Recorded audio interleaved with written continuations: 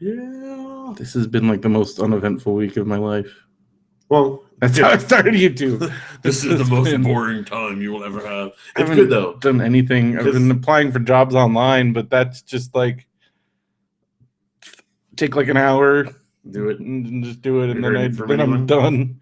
Nothing. I don't know. I'm hoping that lady's probably going to call me next week, and then I'm probably going to go into her office and deal with her BS.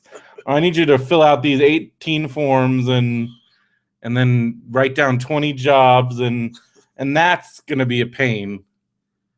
Like once that starts, I'm probably going to be miserable. Well, maybe, but I don't know. I kind of need something to do. I've barely left the house this week. Well, it's been like all rainy and droopy.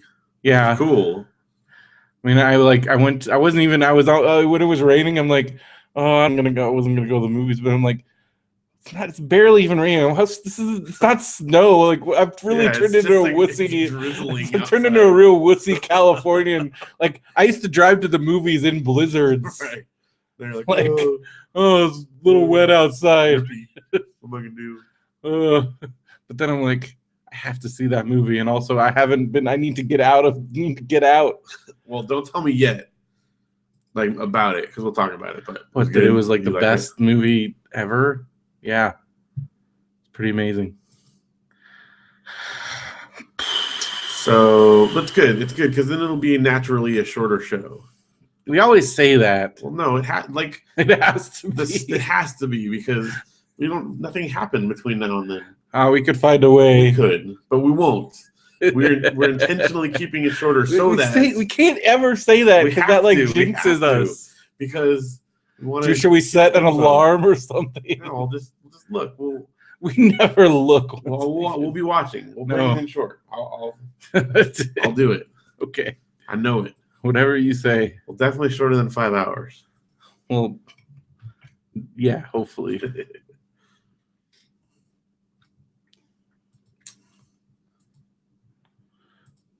See it? Stupid.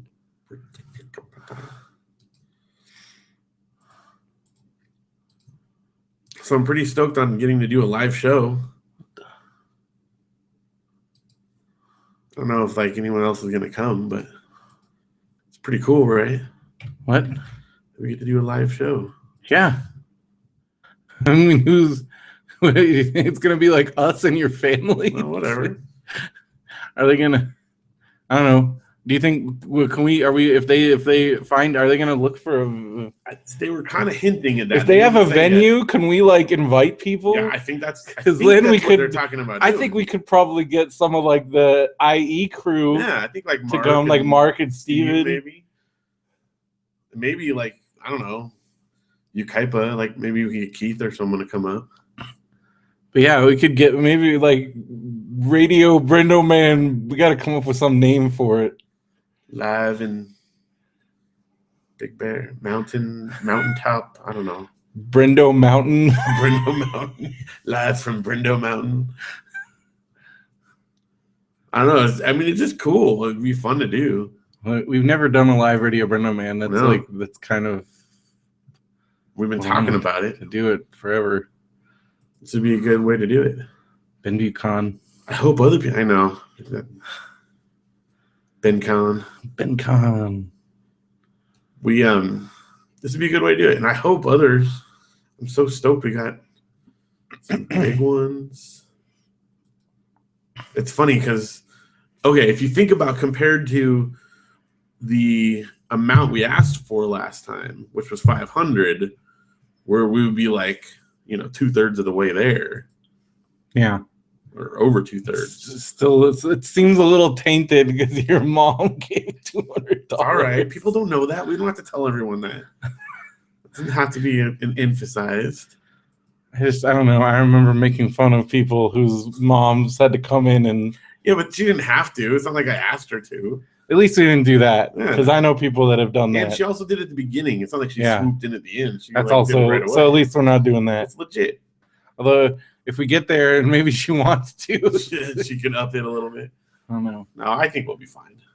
I really do. But I think it's funny that At least it wasn't our first. That's right. So thank you, Brian Lynch. Yeah. That was cool. I mean, whatever. You want your I'm family super to support it and stuff, Yeah.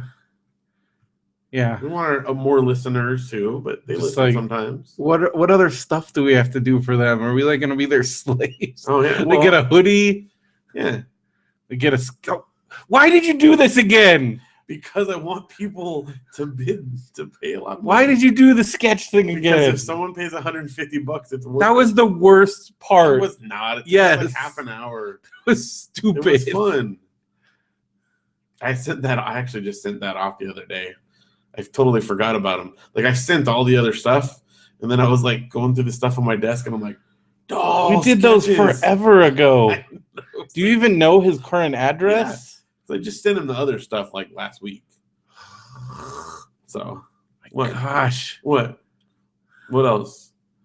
No, that whole sketch thing. We did that like months ago, Mr. We did everything. Well, I told him that I was going to save it until we had all the physical stuff to put out, and then I would put it all together. I forgot about it.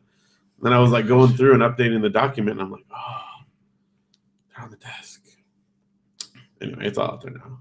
I think you have to have a BMOS song by July. We're doing a new EP but this is by July. Yeah, we're not gonna have a new song. Think about how long it took us to do that last song. This is faster. That last song took us like months. It won't take that long. We're gonna start from scratch. Are you freaking nuts? No, it's gonna be awesome. Oh my gosh. And see, the list will be easy because you already have the list built. That part's I don't care about that, but like this freaking BMOS song, new BMOS song, it's crazy. I could build one out of what I have right now. How are we gonna have an EP ready and done by October?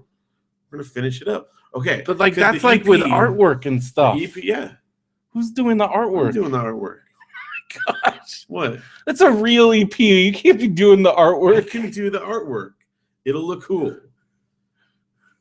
What? You can do it if you want to. I'm not an artist. I don't claim to be one. I can put it together. I'd get somebody on Fiverr to do a freaking artwork. Okay, so the EP is going to be this because we've never formally released. So we're going to have some of the old songs that we've already done. Plus, we're going to record like 2 or 3 new ones. Some of those songs sound terrible. Well, which ones? I don't know. All of them? No, they don't. It's great. It's fun. I'm negative. Listen to this negative Nancy. I was like a psycho person. Well, not okay. Here, I'll tell you the ones we're going to reuse. Not the original. No song. original. No. Okay, the new one we just did. I want all the new stuff. The new one we just did. Yeah, and then and those 4 classic ones that we had like on the other, and then we'll better not lose those then. I have them. All. Keep losing everything. I have them all now. Oh my gosh, it's easy. Oh my gosh. So we'll have those 4. No, so that's 5. That's 5 tracks. Plus we'll record like 2 or 3 more. 2 or 3 more. Yeah. So we'll have like 8 we're songs. Can just like churn these out. I've got one I could build right now from what I have from the last recording. Get started on it because you're really putting us on a time crunch. Oh, that gives us 2 months. 3 months from now. It's good. You just finished saying you have nothing to do. This will give us stuff to do. I didn't say that. I said I haven't been doing a lot of productive stuff, but I've been doing stuff. Well, yes, so recording something is good. Just been getting all juices flowing. It's good. It's good. Thinking about things. I don't know what I'm doing, man. Should write that last scene that I wrote. Oh. Yeah, I guess I could do that. Yeah, see? That's good. Well, you got them down. $1,000. I'm glad you put like US or Canada. Well, yeah. I did say I had because if like somebody in Japan, says international residents contact us for pricing. Because Japan, if somebody in Japan and they're rich enough, be like $5,000. Yeah, that's cool if they want to pay that. Attention, Japanese businessmen. If you want us to come out, nothing weird. What's over the shirt only? Did you watch the SNL sketch for who was it? It was where he was like a Japanese like hungry boy or something, and it was it was so messy boy. It was Japanese messy boy. No. And it was J.K. Simmons. You watched the J.K. Simmons one? I watched like, and it was like he goes to career day. It was like an elementary school kid class, and it's like his career is he's a Japanese messy boy, and Japanese businessmen just pay him to eat things and be all messy. Like that's it. But he's like explaining it to like these 8-year-olds, and he just like so weird. It was really funny. Hey, Andres is here. Welcome to the chat. I just feel like July. That's because we're gonna be busy in July. It's perfect. It's Comic-Con. Yeah, at the beginning of the month. So July 31st. There you go. It's only one song download. I think we can. That took us a really long time. Yeah, it's good. It's good. That took us like 2 years. Yeah, but it doesn't have to. We're focused. This prioritizes things. Whatever. You can't even get a Brax comic out every week anymore. Yeah, that's harder. No, it's not. Yeah, it is. Dang it, I forgot. I just didn't even realize I forgot. We're going to lose our Comic-Con. No, we're not. That's good. Status. That's good. We're in. You're stressing. Too stressed. Do you think this looks like a record? Should there be like writing? There's writing. It kind of looks like an eyeball. Looking in a telescope. A record. Yeah, but I'm thinking about people that like are wearing this as a shirt. So they know then if someone says, is that a record? You say, yes, it's a record. A record drawn like Microsoft Paint. It's supposed to look that way. It's going to be in Big Bear. Would you go to Big Bear? He says if it's in your Kaifa. Wait, where are you at again? He's going. Where are you located at again, though? I think Andres is... Wait, I don't know. Colton, okay. Oh, wow. That's not too far. I mean, it's a drive up the mountain, but that'd be cool. We have to drive up the mountain. We gotta drive up there, yeah. Because, like, Colton, that's like 20 minutes from here. We should do one in Ukaipa, too, but the one that we're... I think we should just go to Queen Bee on open mic and be like, we're doing our show. No, that would be... I think a coffee shop might be a weird... Because people are going to be, like, talking in the background. Yeah, isn't there a theater here we could rent? Yeah. Well, there's the American... Steve's like, come to Marina. Let's not go to our hometown. Let's go to Steve's town. That's true. Well, if it's central... Hey, if there's a good venue... No, dude, I think I found a venue in Ukaipa. Where? There's that, like, VFW hall. They even got a banner that says they rent it out. I wonder how much. It can't be that much. We should look into it. We should look right now. I don't think it's on the internet. I think this is, like, these are old people. On the internet? These are old people. I think that there's, like, a banner... Well, okay, so we already got one of the backers on our Kickstarter. Phil's mom. Don't have to tell them that. Yes, we do. No, we don't. What, when we go to Big Bear and like everyone's like there? We'll find out later. It counts, and I didn't ask her to do it. I'm just saying. Okay, yeah. Anyway, they did the pledge where we're going to do a live show in their town, which is Big Bear. So we're going to go up there and do a live show, but we're going to invite other people to come, I believe. I don't know what any of these. Is this? We'll have to call, I guess. They're like yellow pages. Wait, is this it? Could be. That's Harbor. Anyway, but then we're talking about we should just do a live show elsewhere as well. So we're talking about good venues. If you know of a cool venue down there that's affordable. Well, I've driven by this. It's like just on. I'm telling you, they got a banner outside. We should find out because that'd be cool. I think and plus if it's like a big hall like that, that could be Benview Con. That's true. Well, I don't know if we can get everybody. I don't think they come out this far. We could do a VFW hall. There's VFW halls all over the place. But if we did, because that's where all the wrestling shows do their stuff. If we did it here, I mean, around this area, we've got, we know Andres, Steve, Mark Ariano will come out. We could get like John and Keith would come out. We could have at least 8 people. Yeah. But what I mean is, if we can find a cheap enough place to make it worth doing, Yeah. What do you got there? The Round One in the Moreno Valley Mall has karaoke rooms. That's cool. We could do karaoke. Yeah. How much does that cost? Dude, that's cheap. We could have karaoke afterwards. I'm a karaoke veteran. Yeah. That's all I did in China because that's like all everybody does. Well, that's a good idea. I mean, because at least initially we're talking about a small crowd. So, it just would have to be something that's cheap enough telling you, I think a VFW hall might be, because you rent them for like the day, so then you can like set up and like do all this. That's cool. Or like the afternoon. I don't know, because like I'm just thinking about like the wrestling shows and like they charge like I think like some of them it's like $150 for the day. For the day. Yeah. Hmm. And like that could be like again like Benview Con, or we could do like multiple shows, like multiple, or we could just get up there and do it for like if we did like a charity marathon thing, we could do it at like a VFW hall. It's true. Set up like a screen and like a projector. You could borrow your parents' projector or something. Mounted to the ceiling. Okay, we could borrow somebody's projector. Yeah. I think Matthew has a little projector. So see, we could borrow one from somebody. Yeah. All right. Well, let's look into this. This is good. Because we could even do. Well, you can't charge if you do like show movies. Well, yeah. But I was like, we could do like a live movie commentary, but we'd probably run into problems. Probably. But we could do some fun stuff. Do a little BMOS live set as well. No. Why? What are you so stressed about? Because what? We've played 3 times live before. It's been a long time. We haven't played in the new format at all. So we'll do the old format. We'd have to like practice so much. Let's practice. That's what I'm saying. I want to do it. And then the old format we haven't played in 14 years? At least, yeah. 2001. Yeah. That was the last backyard show. Yeah. Well. Yes. I think it was even 2000. No, because I came out from Wisconsin in the spring of 2001. So we waited that long? Because wasn't that our like release show? Yes. But we waited that long to do it? Yes. Because remember, it went from Springfest 2000, and you just kept pushing back.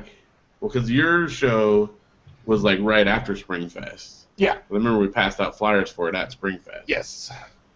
And that one was later. There weren't very many people at it. Well, there was more at your John Wilkes Kissing Booth. By the time there was quite a few people for them, but I just remember we played to like 10 people. Yeah. And then people kind of. It was like an all afternoon. Yeah, because we had that was like a cool 8 bands. Okay, because we had the Bittersweet Way and Mariposa. Yeah. We had us. Didn't 78 Rally? 78 Rally played. John Wilkes Kissing Booth, Jen Kendall, Julia Barbie. Yeah. Did we have? I think, and we had Ben. Did Ben play? Ben that played one? in mine. You played at yours. Yours was that was. Like there was one other. My show was the best show. Yours was pretty nice. And it would have. The only thing that would have made it better is if Soul Junk had not had to cancel. Because if Soul Junk had come to that show, that would have been the perfect show. But the Soul Junk fan, I remember my favorite thing about that show was the 2 Soul Junk fans that came from like pretty far away, but then they like bonded with all the goth kids, like all the, cool. And they like ended up like hanging out afterwards, and like they became friends because we had, because there's, I looked it up. I think I asked Sonnenberg once, like, Pivot Cloud played live like 4 times ever. One of them was at our backyard show. One of them was at that Chain Reaction show that we were there for, and then I think they played like 3 other times live. So like we were at 2 of the 5 times. One of which you hosted. Yeah, and then Istra, I think that was like only. Well, no, because they played at. We saw them at the Hub. And we saw them at. Was that also at Coos? Oh. But so they only played like a few times. And that was Tatiana and John, and then we had 78 Rally. Yep. We had like, and then like some of the Dirt and Gasoline guys just gave like random live performances. Someone do like a poetry reading. Well, it was it was all the Lucinda House guys. So like one of them did a poetry reading. There was the breakdancing guy. We did our set. We did our set. Jen Kendall. Oh yeah, the Dave Gruber band. That was Dave Gruber, Lindsay, and Steve. That's right. That's their old. That was the only time. Right. And then Jen Kendall. And Ben. So we had like some once in a lifetime performances. Which of course everyone listening to this has no idea who most of what we're talking about. And every single one of our BrendoMan All Stars appearances was different. Yeah. Because I think the one at my show was just the 2 of us. No, we had. Didn't Steve play with us too? Not at the first one was like Steve played with us. So Springfest was our first show ever. That was us. That was Steve and Matt. The one at my house, I think Matt couldn't be. Matt and Steve didn't get there They couldn't, so it was just us. And then, but then Matt and the drummer from Bittersweet Wave played with us on the third show. So every time we played, different lineup. And the other crazy thing about this is, well, the reason why it was just us is because Glenn and Glenn's brother had said they were going to play with us. That's right. And then they ended up canceling. That would have BrendoMan cool. Soul Jug. That would be pretty sweet. But would it have been weird? Because like we pretty much were like super heavily like it would be like you especially were like ooh. Yeah. Well then like just like the beats, like the tracks, like that's where we got that idea from in the first place. It would have been, but I remember going back and forth with what's his brother's name? Because we emailed I emailed a bit with his brother, John. I think it's John. Right? So I remember emailing with John because he has 5 brothers, and I know them. I went to school with like 4 of them, so like I get them confused sometimes. Right. Yeah, because there's Brian, Keith, John, Glenn, and then there's a 5th one. But he was the older. There was one that I didn't go to school with. Well, yeah, and Glenn was like way older, but he was my science teacher. Right. Which still. That was the funniest thing. The first time we saw them, I took you to the show, and you're like, "Oh, what's this?" And you're like, "Because I had assumed they had broken up." What was his real last name? Mr. Galloway, Glenn Galloway. Mr. Galloway is my teacher. I'm like, what? Well, also, I just assumed they had broken up, and I had never seen them do the rap stuff. Like they were just like this weird grunge, rock, whatever. Like they were 1950. Right. Like I think, I think my sophomore year they came out with 52, and then from as far as I had known after that they were done. But then they had like a few there was the other, was 53 on Jackson Rubio or like no. they sold it at their shows. And it was 53/54. With 54 as a hidden track. Right, the whole album was a hidden track. And then 55, obviously Jackson Rubio. And 56 was 5 Minute Walk. Yeah, that was like their peak of being. Which I just bought at Lou's for $2 because my copy had been. That was when I let somebody borrow and they never returned. And it's still. Well, Toby Mac covered it. Yeah. So this is what I'm saying. Sorry, we're talking about music. I want to play live with BrendoMan All Stars. I do, but we'd have to really. Okay, here's what I think we should do. Figure out. Let's just put together like 2 songs we can do and do like open mic night. Come on, we gotta just do it. We just gotta do it. Yeah, it'll be fun. And then what I want. Here's my idea. Okay. I think we need to practice our 12-minute show and maybe do that at open mic night just to practice it. Like our you mean for the freaking podcast? We gotta figure out because that's gonna that to me is the biggest challenge of this whole thing. We have to come up with 12 minutes that's going to actually be something that people are going to care about and they're going to listen to. Yeah. Because if it's just us going, we're on a record, nobody's going to care. No, we'll be and we gotta come up with like a tight. It's like coming up with your 5. Because like my brother, like you got your 5 minutes, you got your 8 minutes, you got your 15 minutes. You got your half hour, like that's it's going to be 2 chunks, so it's got to be something that naturally divides into 2 parts. So it should be like a 6-minute on one thing and 6 minutes on another thing. We got to come up with like 2 topics. Yeah, or a 2-part topic or something. Oh, you didn't get this email. So Lindy listened to the scary stories that we were telling, and sent them to David King at Midnight Marinara, and David King, because at first he thought that maybe David would want to turn those into like creepypastas, but David liked them so much he's just gonna play them on his next episode. Just as you told him. Oh, really? Like both of like your story too. Like he really liked the camp. Oh, really? Scary stories. Cool. Dude, what if he like had us come on and we could like reenact them or like do it like in his style? I don't know. That's cool. We're just gonna play our this the segment. Yeah. That's awesome. Kind of like also to help promote. Was that the last one, or was it 2 before? That was 2. Well, the one because we had the 5-hour episode. Then we had the Phil just puked. It was the Matthew. That's cool. Yeah, I like it. Midnight Marinara. We're gonna be on there. Sweet. The most popular, most listened to show on. Yeah, I looked at their thing. Oh, it's pretty huge. Yeah, that's cool. Well, because again, he hit that niche. Like, yeah, and those he hit it strong. Are like, there's people who are into that stuff are way into it. Yeah.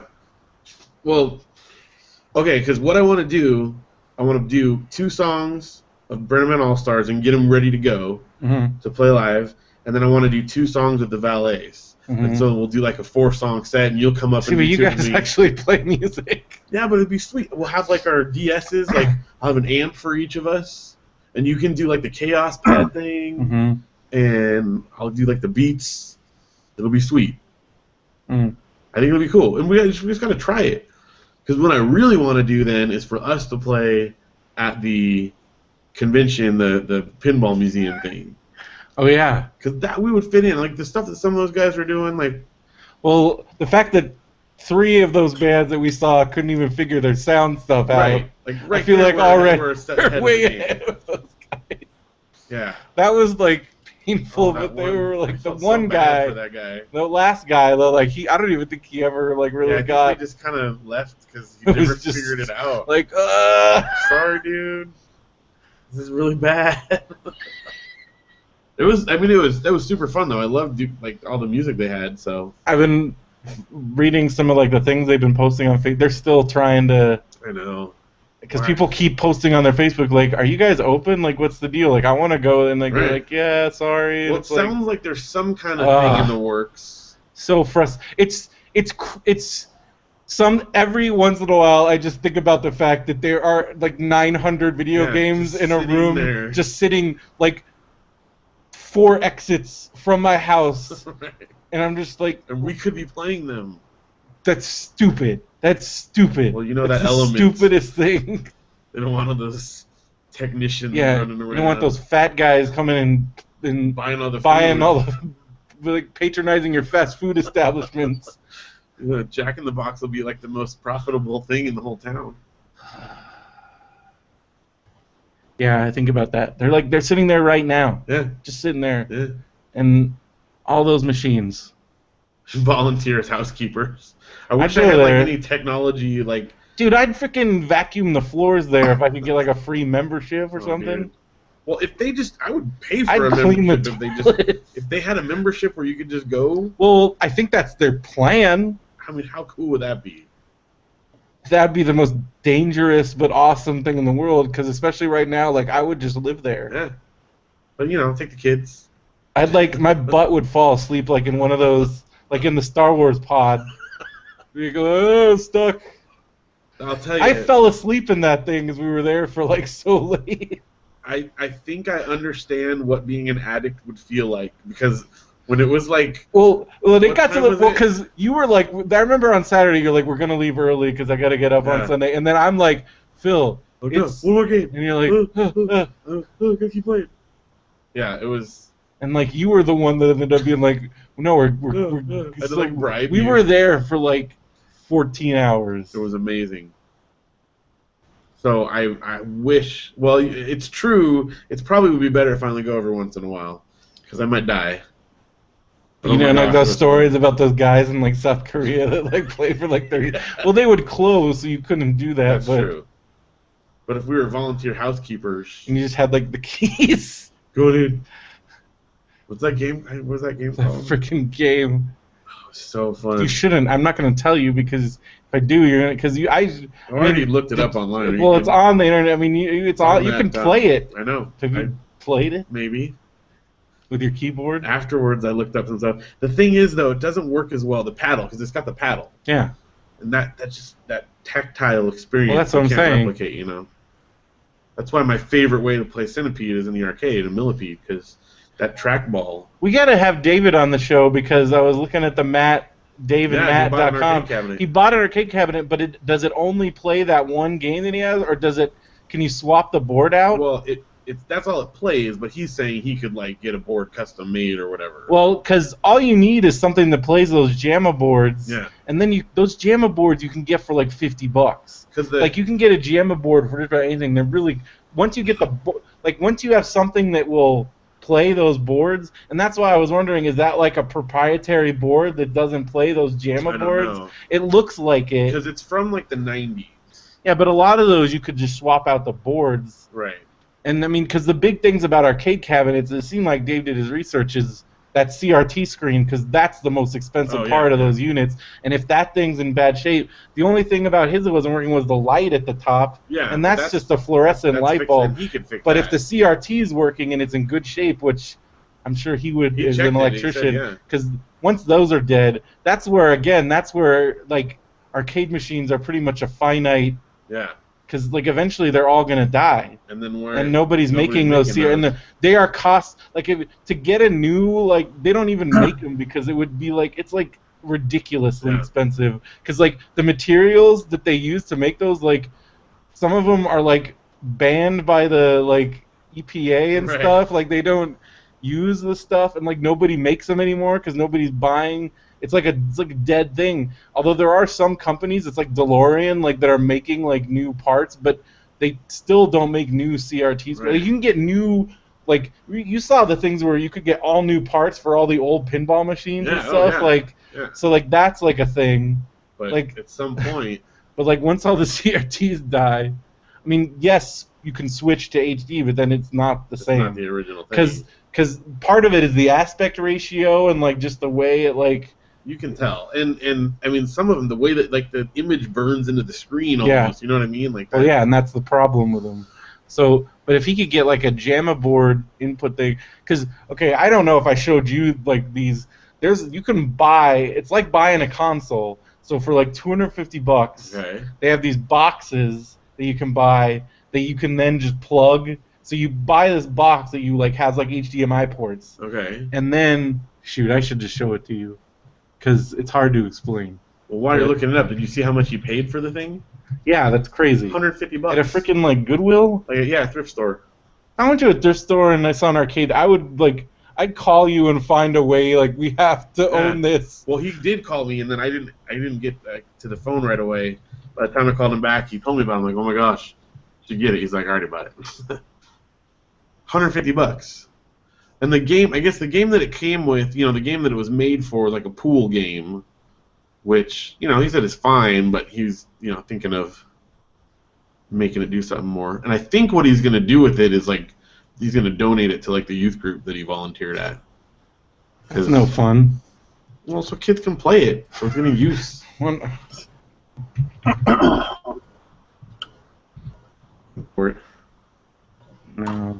I forgot what they're called, but... anyway, so you buy like this. They have these things that you. I don't know.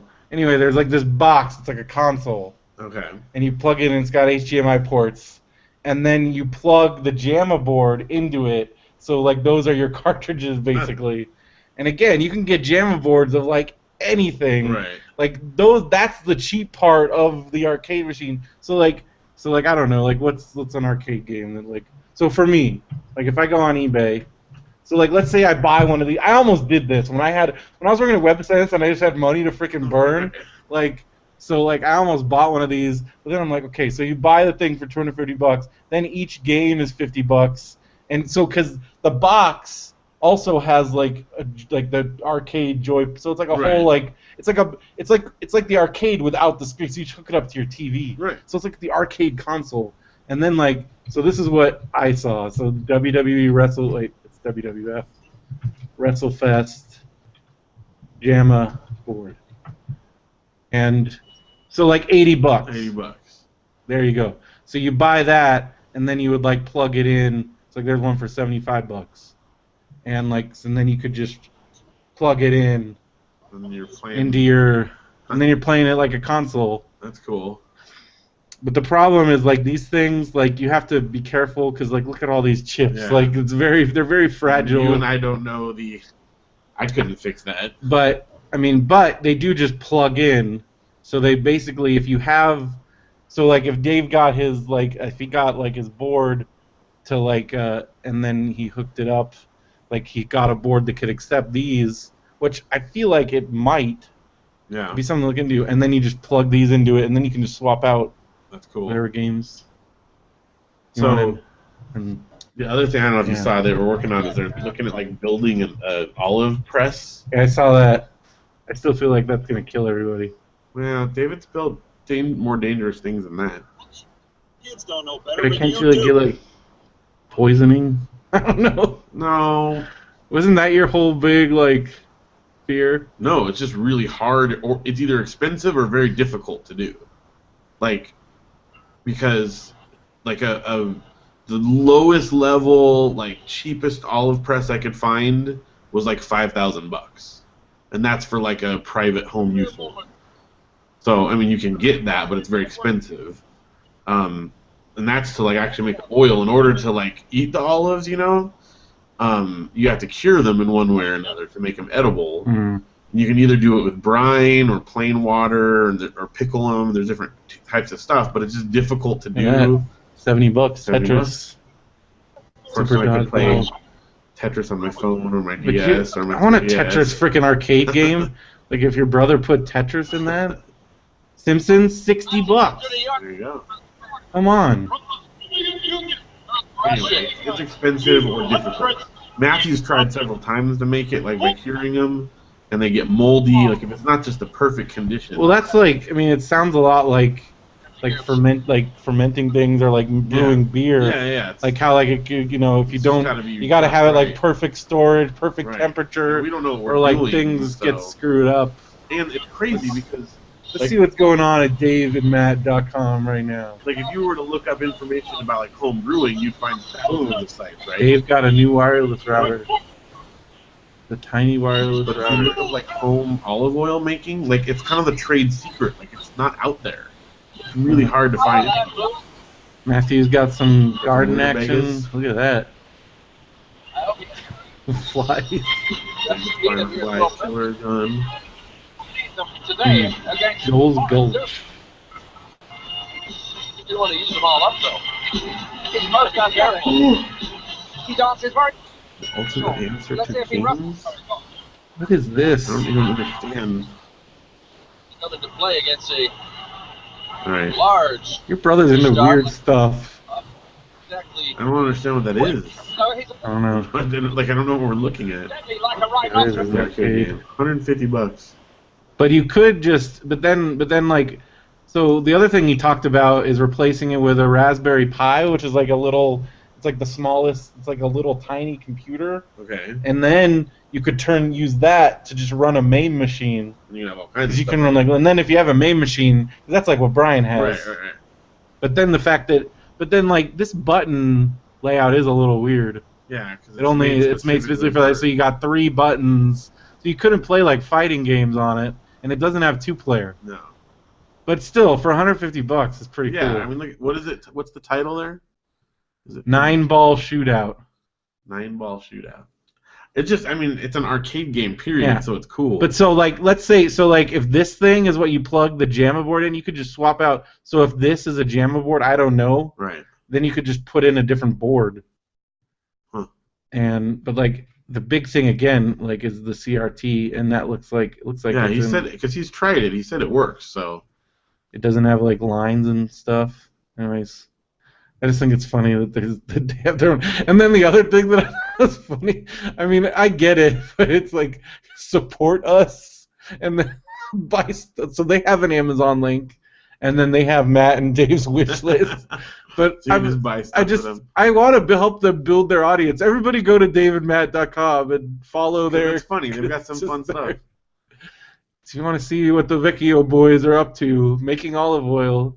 See? So this thing, yeah, this is the thing you were showing. It costs like. Well, and that one doesn't actually do, like, it's questionable as we to have whether. To fabricate whatever we were pressing with. Right, because it'll make the oil out of the. So you'd still have to like. You still have to grind it somehow, because you have to grind it with the pits inside of it. I saw somebody that made something out of like a old dryer. Yeah, they like did again though. It would require either manufacturing something or buying something very expensive, and I'm not able to manufacture things, and I don't have that much money to. So I saw Matthew borrowed the dehydrator. Is he using it at all? Yeah, he's been dehydrating. When are you just getting random stuff. You made jerky? Just okay. I don't know if he did or not. This is the longest pre-show ever. No, I'm pretty sure we've done longer, but it's a good length. We should probably get started. All right. I'm gonna spit my gum out real quick while you're getting the final thing. You and your freaking gum, man. Well, it's better than me having stinky breath all the time. What did you eat today? Fajitas. So I had some good onions and peppers. So trust me, the gum was a good call. Mm-hmm. Oh, I started bugging Keith. I told him that we should, since they lost the audio for the other, they should have us back on again. You should also bug him about the DreamHost thing because I still haven't gotten the They said they were doing it, but I'll bug him about that too. He also said he wanted to go to Denny's sometime. Sounds good too. But he's the one with the kids, so I'll let him schedule. I told him if you call me, I'm available. So. Well, I told him he should have us back on because. Check 1, 2, 3, 4, 7. Well, yeah, is that like gone? Is that never? He said it's pretty much. No, he said our audio is fine. I talked for so long. Our audio is fine, but he said theirs is lost. Oh, that was probably the most name-dropping, but they were asking all the questions. Is that like gone? Then get told like the whole Judd Apatow story, all kinds of stuff. And then we talked about wrestling for a really long time. It's gone. It's all gone. Lots more wrestling talk. Wait. Oh, whoops. What are you doing? I don't know what I'm doing. What are you doing? Don't break it. New Japan World just announced that they are going to show the whole Best of Super Juniors tournament. It's like, wait, I'll show it to you. The schedule. I know what I'm doing at the end of the month. You're not going to see me anywhere. Translate. Okay, there we go. Yeah, dude, this is so awesome. Look at this. 22nd, 23rd, 25th, 26th, 27th, 29th, 30th, 31st, June 2nd, 3rd, 4th, 5th, 7th, and 8th. Oh, wait, no, 7th. The Best of Super Junior ends on the 7th. So that's like almost every day from the 22nd on. So we'll know if we don't hear from you for a while. Well, I mean, these are like 3-4 hour shows. Oh, that's all. Every day. Hey, G1 Climax tournament is like a month and a half. Oh my gosh. I'm so excited. I'm so excited. Do you ever get tired of wrestling?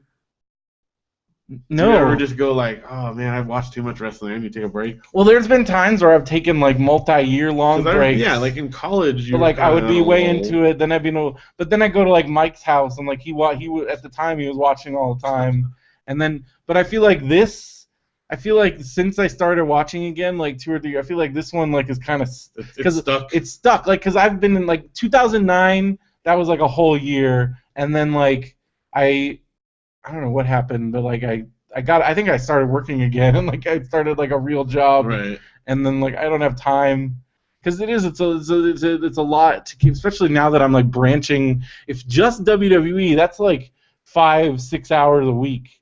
And then, like, when I add on all the other stuff I watch, and well, at least I don't you know. have a show to, like, it's just awesome to have, like, it, you know. Well, yeah, but we don't really do that show very much. Well, still. I just have fun. According to Clout, I'm in, like, you know, they have, like, the expert thing now. I'm in the top 0.02% of experts about wrestling. I don't doubt it. You're the only people that know more about you are on the WWE payroll. But, like, if you look on Clout, like, other, like, similar wrestling experts, it's actual wrestlers. Yeah. So I'm wondering, are these actual wrestlers going on Cloud? And what if they see me on like the expert list? Nobody's contacted me yet. But then I'm like, how do I offer my skills as a wrestling expert? And I can't call. I'm not a wrestling expert. You are. Who's more of a wrestling expert? Wrestlers. Than you? Okay, about the actual wrestling, but not wrestlers. About the like, story and stuff behind it. Still wrestlers. No. The business is very like you can't. Because there's a lot of know-it-alls in the wrestling world, and I don't want to be those guys. I just think you do. They're giant tools. I've met these people. I think you know more than most. That's all I'm saying. I would be inclined to agree, but I don't think that means anything. That just means... Well, it means that you had higher clout for it. What's your clout score? Let's look. How come I never get rewards? I don't get it. Because you're not into stuff. You're probably not into things that are like warranted. I'm like an expert on music. I don't know, movies man. and video You're games. not cool. I think you don't have a Twitter account. That's why. But I'm at like clout, 62. Clout, a huge thing. They'll look, and if they don't have a Twitter account, because they want you to tweet stuff. Twitter is the biggest part of clout. You have to have a Twitter. Can I just put my Twitter PO box? But Janelle gets rewards, and she doesn't have a Twitter. Yeah, she has a Twitter. No, she doesn't have Twitter, but she has Instagram. 65. Oh wow. Dang. I'm at 60. Yeah, look at what I'm an expert in: blogging, books, comedy, comic books, entertainment, movies, podcasting, social networks, technical support, Twitter, webcomics. I'm in the top 0.1% of people talking about webcomics. WonderCon, top 0.3%. Wrestling, top 0.1%. Dang. But like, if you look at the other experts, Hulk Hogan, it's like WWE, and Steve Austin. But like, I'm like, and like all wrestlers. Like, these are all wrestlers. But like, they have like 84, but still like. And you. But I'm in the top 0.01%.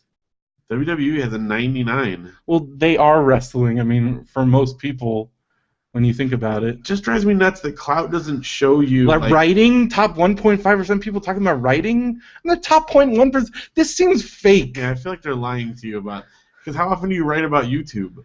I guess because I just share links about YouTube and people forward. Like if you just put in, these are just I made posts that have these words in them, and they get a lot of likes or retweets or favorites. This whole thing is kind of BS. I feel like clout, period. Well, because now you can't compare to other people, which was always fun. So there's not like a competitive nature of it anymore. Still haven't found those Totinos. Old Smoky thing never arrived. Somebody stole it. Huh. I wanted to try. They're gonna send me this like cherry moonshine, but I got this book. Tennessee's first legal moonshine. This screening got canceled. Huh. I got this. I got a free McWrap. It was gross. Yeah. This freaking Bulletin magazine was the worst thing ever. The Red Bull. Because they wouldn't, and then it followed me here, and I was That's like, no. That's probably why they haven't given me any, because I refuse to accept. But then the other ones, the ones I get the most are these Hulu shows that I don't care about. Yeah. I did get to go see Gravity. That's I got cool. free Dollar Shave Club. This is the most. I got this like $100 Walkman for free. That's cool. Yeah, that's pretty much. Those are my clout. I've been offered some subscriptions and business cards that you have to pay shipping for. Oh, the Moo? Yeah. I did that because they're nice cards. I mean, I guess I could. I just did it because they were nice. But you have to pay for shipping, and it just felt like Still they're just having me order it from them now. Anyways. Yeah, so that's my experts. Huh. I only have like 3 things. My Do Shine got a good response. Are we ready here? Sure. Let's do it. Let's do it. Let me just check. I keep kicking the table. Stop kicking. I need to scoot over an inch, because if I shift, I'm bumping it. Chrome just has so much crap. Look at all this stuff that's Chrome. Chrome.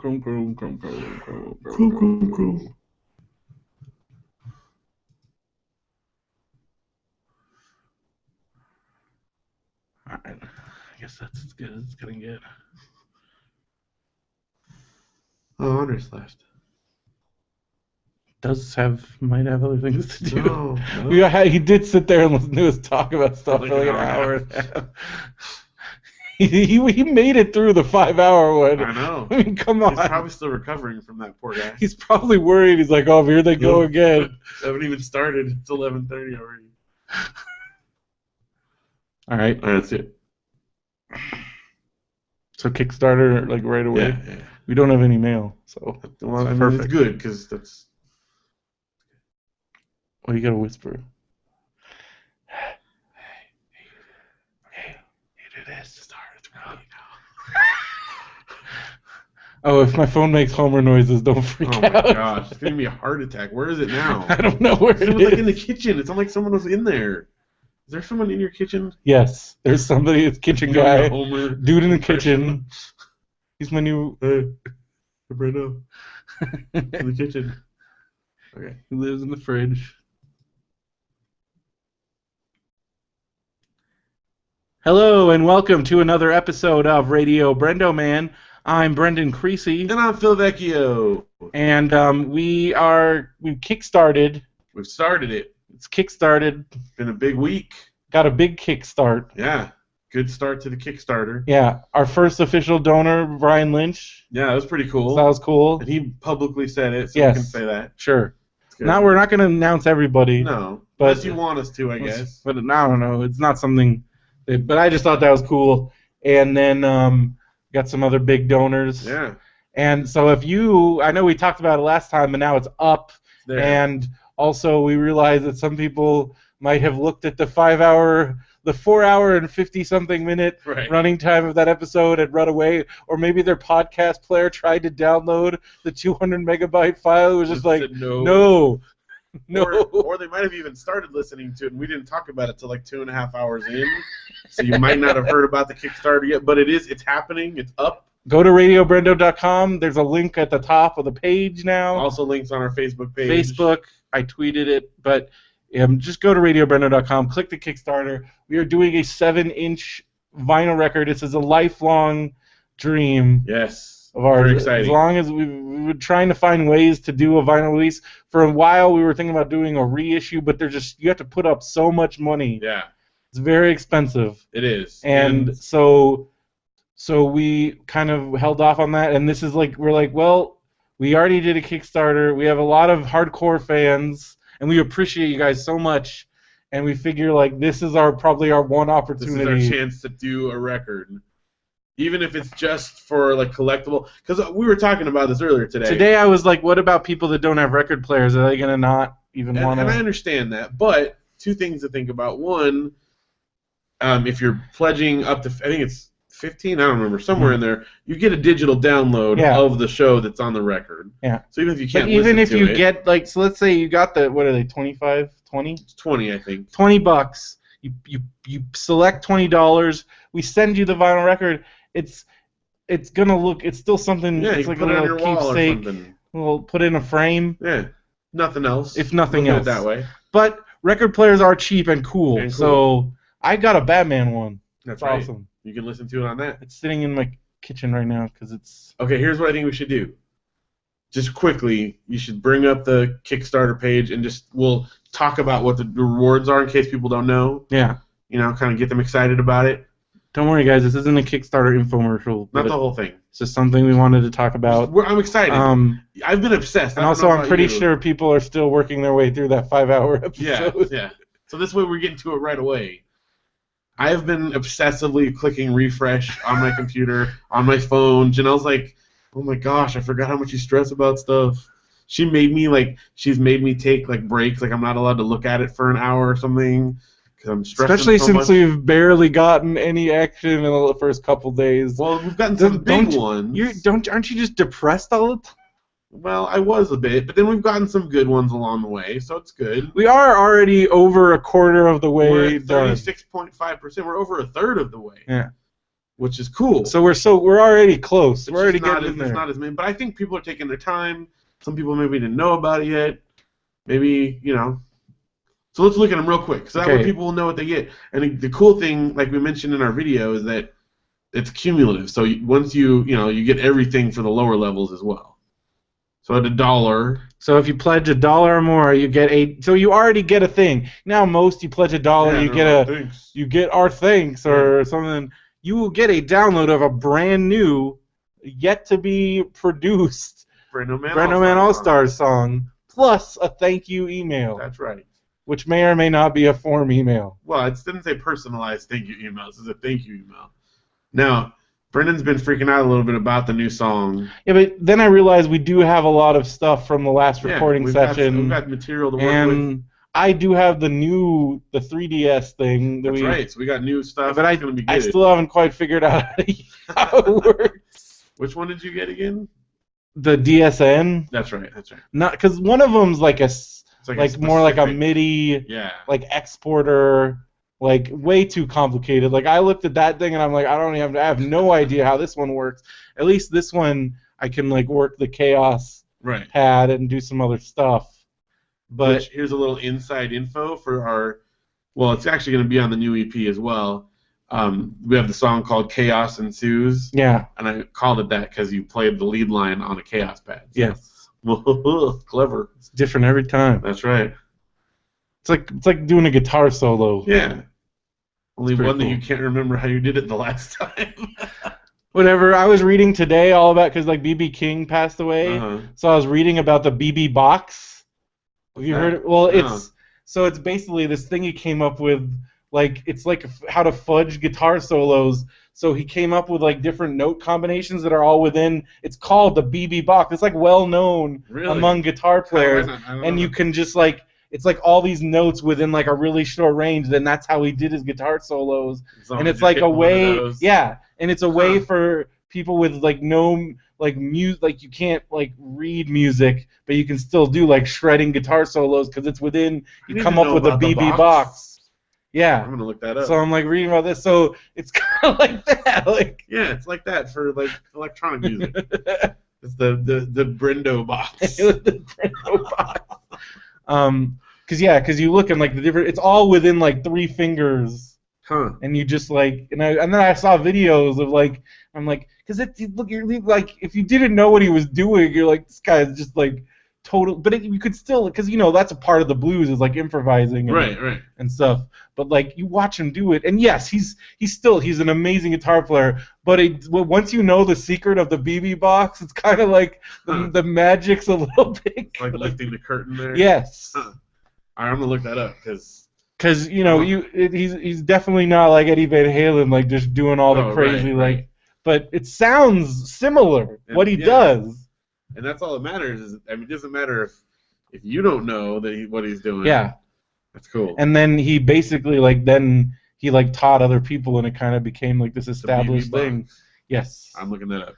Anyways, so then at $3 or more, you get our name. We already have our existing thanks page, and we'll add you. We'll add a new section for the new one.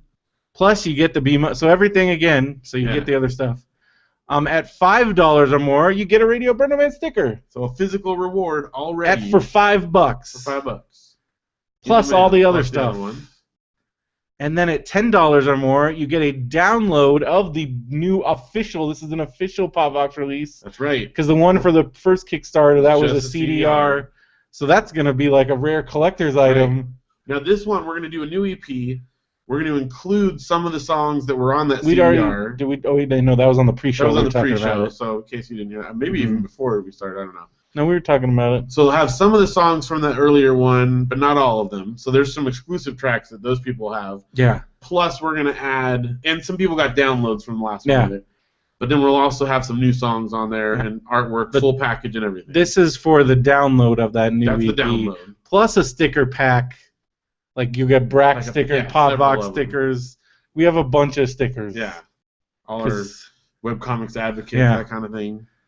And then for $15 or more, you'll get a download of the 7-inch mini cast. Right. So this is you can hear what's on the record for $15. Plus all that other stuff. And you will get this will come out before the record comes out. Yeah. Right. All right. And then for $20, you get the record. Now, at the $20 level, as we have specified, this is a bare bones sleeve plain record. It'll have printing on the label, but then the outer sleeve is just a plain white sleeve. Unless we overfund. Well, that's what we will as stretch goals. If we will do stretch goals to do fancier stuff for the record, and if we hit those, then. Like if you give $20 and we hit them, but then we hit the stretch goals, you get the upgraded record. Right. So there you go. And you'll also get to be a part of history because it's the first ever podcast on a 7-inch. On a 7-inch. So there you go. Because there have been 12-inch records. That's right. We acknowledge that. But we'll be the first. Tell him Steve Dave did one. Kevin Smith did one. I think that was the only 2 as of the time that I've heard of. That's the only 2 that I could find. I know there's been some comedy, like Jonah Ray did a 7-inch. But as far as a podcast, that's right.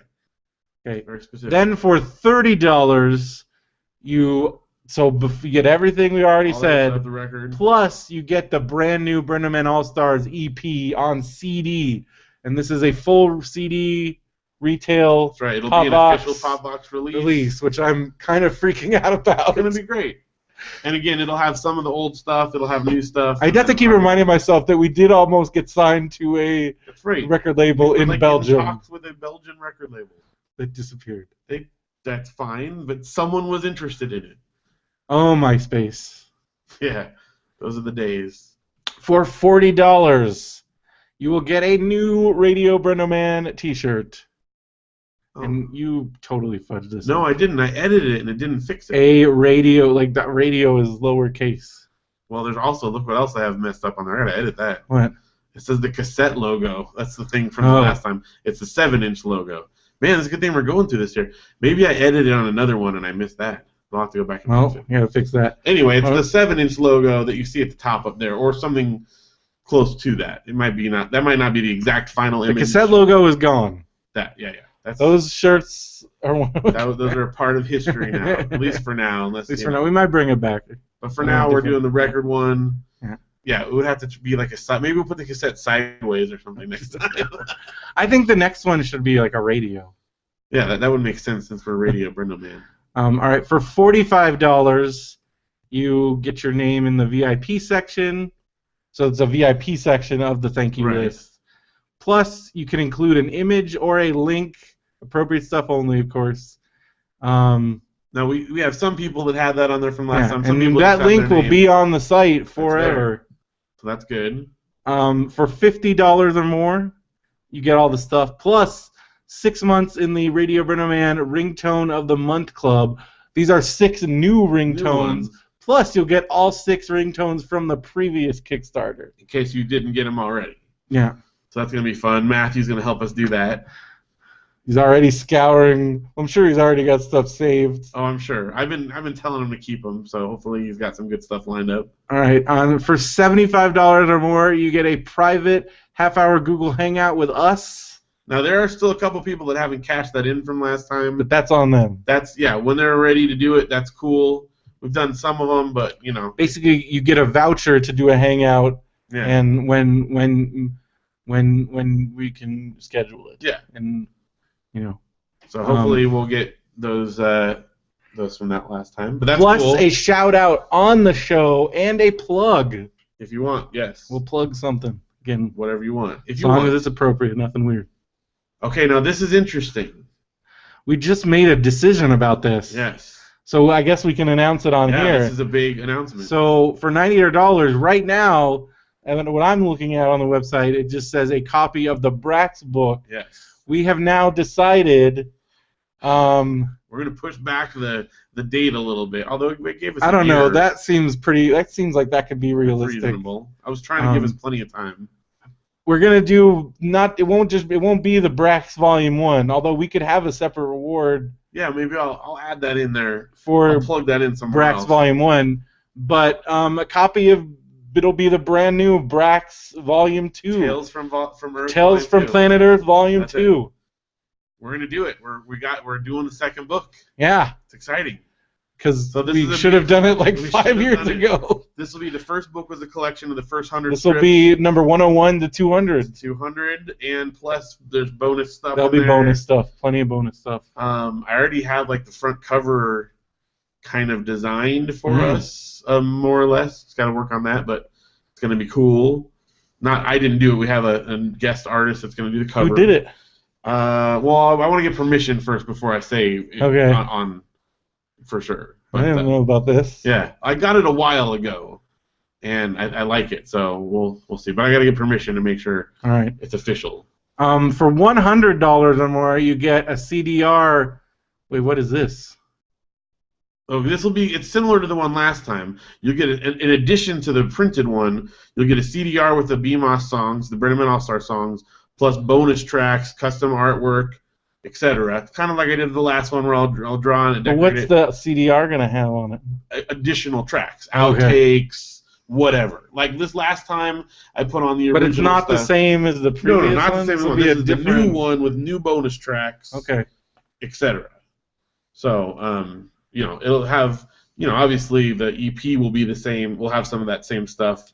This will have exclusive stuff. And we'll autograph all your stuff. And we'll autograph. And custom artwork. If you want to see what this might look like, go to the Radio BrendoMan Facebook group. Artwork is in quotes, notice. But this is a lot of stuff. This is like a big bunch. That's all, plus all that You're getting a giant together. box of stuff. Yeah.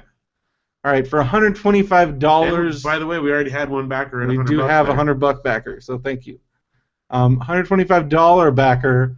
You'll get one of the homemade brochures of the infamous Orchardland theme park. Those were offered last time. So plus 2 prints of the Brax comic strip of your choice. And these are the fancy strips. Yeah, it says they're printed on photo paper in glorious low resolution. Yeah. Anyway, so you get those prints and that. That's pretty fun. This is the most annoying Brendan's award. mad about this one, but it's great. I think it's fun. Look, if someone wants to pay, the next one is $150. We'll each draw a small collection of sketches just for you. We did it last time. We only had one person last time that bid high enough. And it was really annoying. It was fun. I think it was fun. Brendan was like, it took us like a year. Yes, but it won't now. I've already got the paper. Well, you said August 2016. I gave us enough time just in case.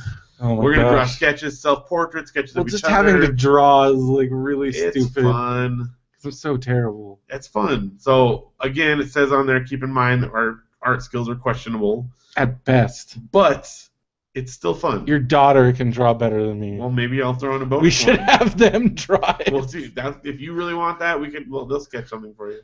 All right. For $190 or more, you will get one of these super ultra rare Radio BrendoMan hoodies. That is let's see. As of right now, only one Radio BrendoMan hoodie exists. Yeah. Period. Yeah. So That's you it. can be one of the. So you could be one of those. We already have somebody that's going to get one. One person has already pledged this high, but that'll be the second one in history. This one it'll have the same 7-inch design as the T-shirt. Yeah. Be a black hoodie, so that'll be cool. If you pledge $200 or more, which we already have one now, we will record an episode of Radio BrendoMan at your house or local venue of your choice. Plus, we will hang out for a day, eat some food, buy your own, we'll buy ours, so we'll go Dutch there. Yeah, that's fair. And check out your town with you. So we have to go on like a town tour. Yeah, we're going to hang out in the town. You know, if they want to show us so around the movies or something. We're already going to Big Bear. Yeah, we're going to Big Bear. So we go on the tour. You're going to be like, that's my house? That's whatever. They get to come up with what they want us to do. You know, we're hang out. Show us around. Oh, my gosh. Now, that's for Southern California. This is for Southern California locations only. If you're in the rest of California, Nevada, or Arizona. If you're in California, Nevada, or Arizona, like elsewhere in California besides Southern California, you can pledge $400 or more, and we will travel to you and do the same stuff. Which is great. Which we really hope California, Nevada, or Arizona. If greater California area. Right. Steve in the chat, Steve Espinoza says, "Too bad I don't have $200. I could show you the storage facilities that Storage Wars were filmed at." We have one of those here in Ucaipa. That's true. We have one here. I drive by it like every day. All right. So for $650, we will go elsewhere in the continental United States. Anywhere. We'll travel and do all that stuff. Same thing. For $900, Alaska or Hawaii. Because why not? If you live in, I don't know if we have any Alaska or Hawaii listeners, but if we do, we'll go there. I don't know, we might. For international residents, please contact us. Yeah, or if you're not sure about, like, you know, where you live and what that would be. If you don't know where you live. Well, no, like, if you don't know if where you live counts as Southern California, let's say. Okay. Or whatever, you know. I'm going to say Southern California. I draw the line at Bakersfield. Well, all right. You'd go to Bakersfield as part of that? I'd definitely go to Bakersfield. But then as part of the Southern California thing, would you go anywhere north of Bakersfield? Well, I think to me that's the line. Like Morro Bay. That's NorCal, man. Think so? Yes. I don't know. We'll see. Sorry, if it's Justin, well, now I'm putting Justin on the spot. We'll talk. We'll talk. If you're not sure. And other than that, it's pretty self-explanatory. Let us know. We'll make a deal. Whatever. We want to do live shows. You have $200 to kill, and we will. And then the $1,000 one, just in case. $1,000 is the ultimate reward. So what is this? We'll visit you anywhere in U.S. We'll or Canada. also throw in a second T-shirt, which you can customize any way you want. We'll let you come up with a character for our webcomic. You describe it and name it, and we'll design it and include it in at least one strip. If it's really good, do we have the right to just like use it forever? If they want us to. They're paying $1,000. They get to decide. What if it's really good? They don't get a cut or anything like that. Cut of what? A cut of our. Oh wait, that's right. A cut of our free. We'll also list you as an executive producer on both the 7-inch and the BMOS EP CD. You get a credit. Cool. 2 credits. You can put that in your resume if you want, like I do. Producer. You're an executive producer. Finally, I guess there isn't like if there was a music database like IMDb, that would be really you could have a credit. Yeah. Finally, we'll let you appear as a guest for a segment on an actual episode of Radio BrendoMan. This is it. Your ticket to internet fame. So there you go. Plus all those other things. That's pretty good. If somebody donates $1,000 and pays for the whole Kickstarter... Here's the thing. If you don't buy the lottery ticket, you can't win the lottery. It's true. If we don't include the big rewards, then no one has the opportunity to buy them. Yeah, because you never know. You never know. Probably not going to happen, but it's worth putting it on there. Plus, it's fun. Yep. I had fun putting them all together. So anyway... make sure you go on there, and at the very least, even if you're on the fence, click that little remind me button. Right. Or, because then also you can get updates on the project. And if you guys share it with other people on your Facebook feed or nice. Twitter or whatever, that'd be super cool. Yeah. So. What if they send a letter to their loved ones? Will it get there in time? Yeah. You got time. We got stuff like. If you print out the webpage. Print out the website for maybe some of our, more senior listeners that don't know how to use the internet. But then how would they back it? I don't know. Then they give a phone number to call. Yeah. If you need a phone number, we'll give you the phone number to call. That's like I always tease my mother-in-law who bought us Groupons. She printed them up and then mailed them to us in the mail. And kind of ruins the whole point of the group. She basically turned it into a coupon. Yeah. Went old school. Which is cool. I appreciate it, but also it's funny. It is funny. So anyway, that's our big old thing I wanted to talk about because I'm excited. Your mother-in-law is threatening to crash our Comic-Con panel. It's kind of disturbing. She's not going to really. They'd have to fly out here. They were there last Comic-Con. Not in Comic-Con, though. How yeah, but what if... It's true. Even she doesn't have that kind of pull. It's true. I don't know. Safe. I was a little concerned. Yeah, but we're okay. That's true. Steve said Donald Trump might want a 7-inch. He might want to be part of history, and he might throw in $1,000. And you can always pledge more. All right. So if Donald Trump, as you're listening to our podcast, in between spouting off all your craziness on Twitter, if he wants to give us $1 million, we'll do other stuff too. I'll take crazy Donald Trump money. Why not? He's a nut job, but he could be an executive producer. No. If he pays $1,000. I don't know how I feel about that. You have to. What character? Steve came up with Gamblor the Gambling Demon. That's from The Simpsons. Oh, okay. But it's funny. That's funny. But it can't be someone else's idea. It would have to be an original character. Yeah, we don't want to get sued. Yeah. Derek has one that we still haven't used. What? You can't say it, and people steal it. Yeah. So that's Kickstarter. It's going to be awesome. I'm probably not going to sleep for the next 27 days. Don't make Phil go crazy. So get it funded fast so he can chill out. But then after that, I'm adding other stuff, and it's crazy. I had to tell you, I'm like, please don't call me every time we get a freaking. What, for the first 2 I called you, that's all. And then I texted you for later ones. You can text me all you want. I don't care. Right. You can call me all you want. I will call you every single You can call me anytime. So far, it hasn't been that many, but we're getting more. I know everyone's going to jump in on it. It's cool. Green Thumb's the demon. Why are they all demons? He's got a one-track mind. $1,000 and it's yours to put in a comic. We'll put green. For $1,000, I could design that, I guess. I don't know. Figure it out.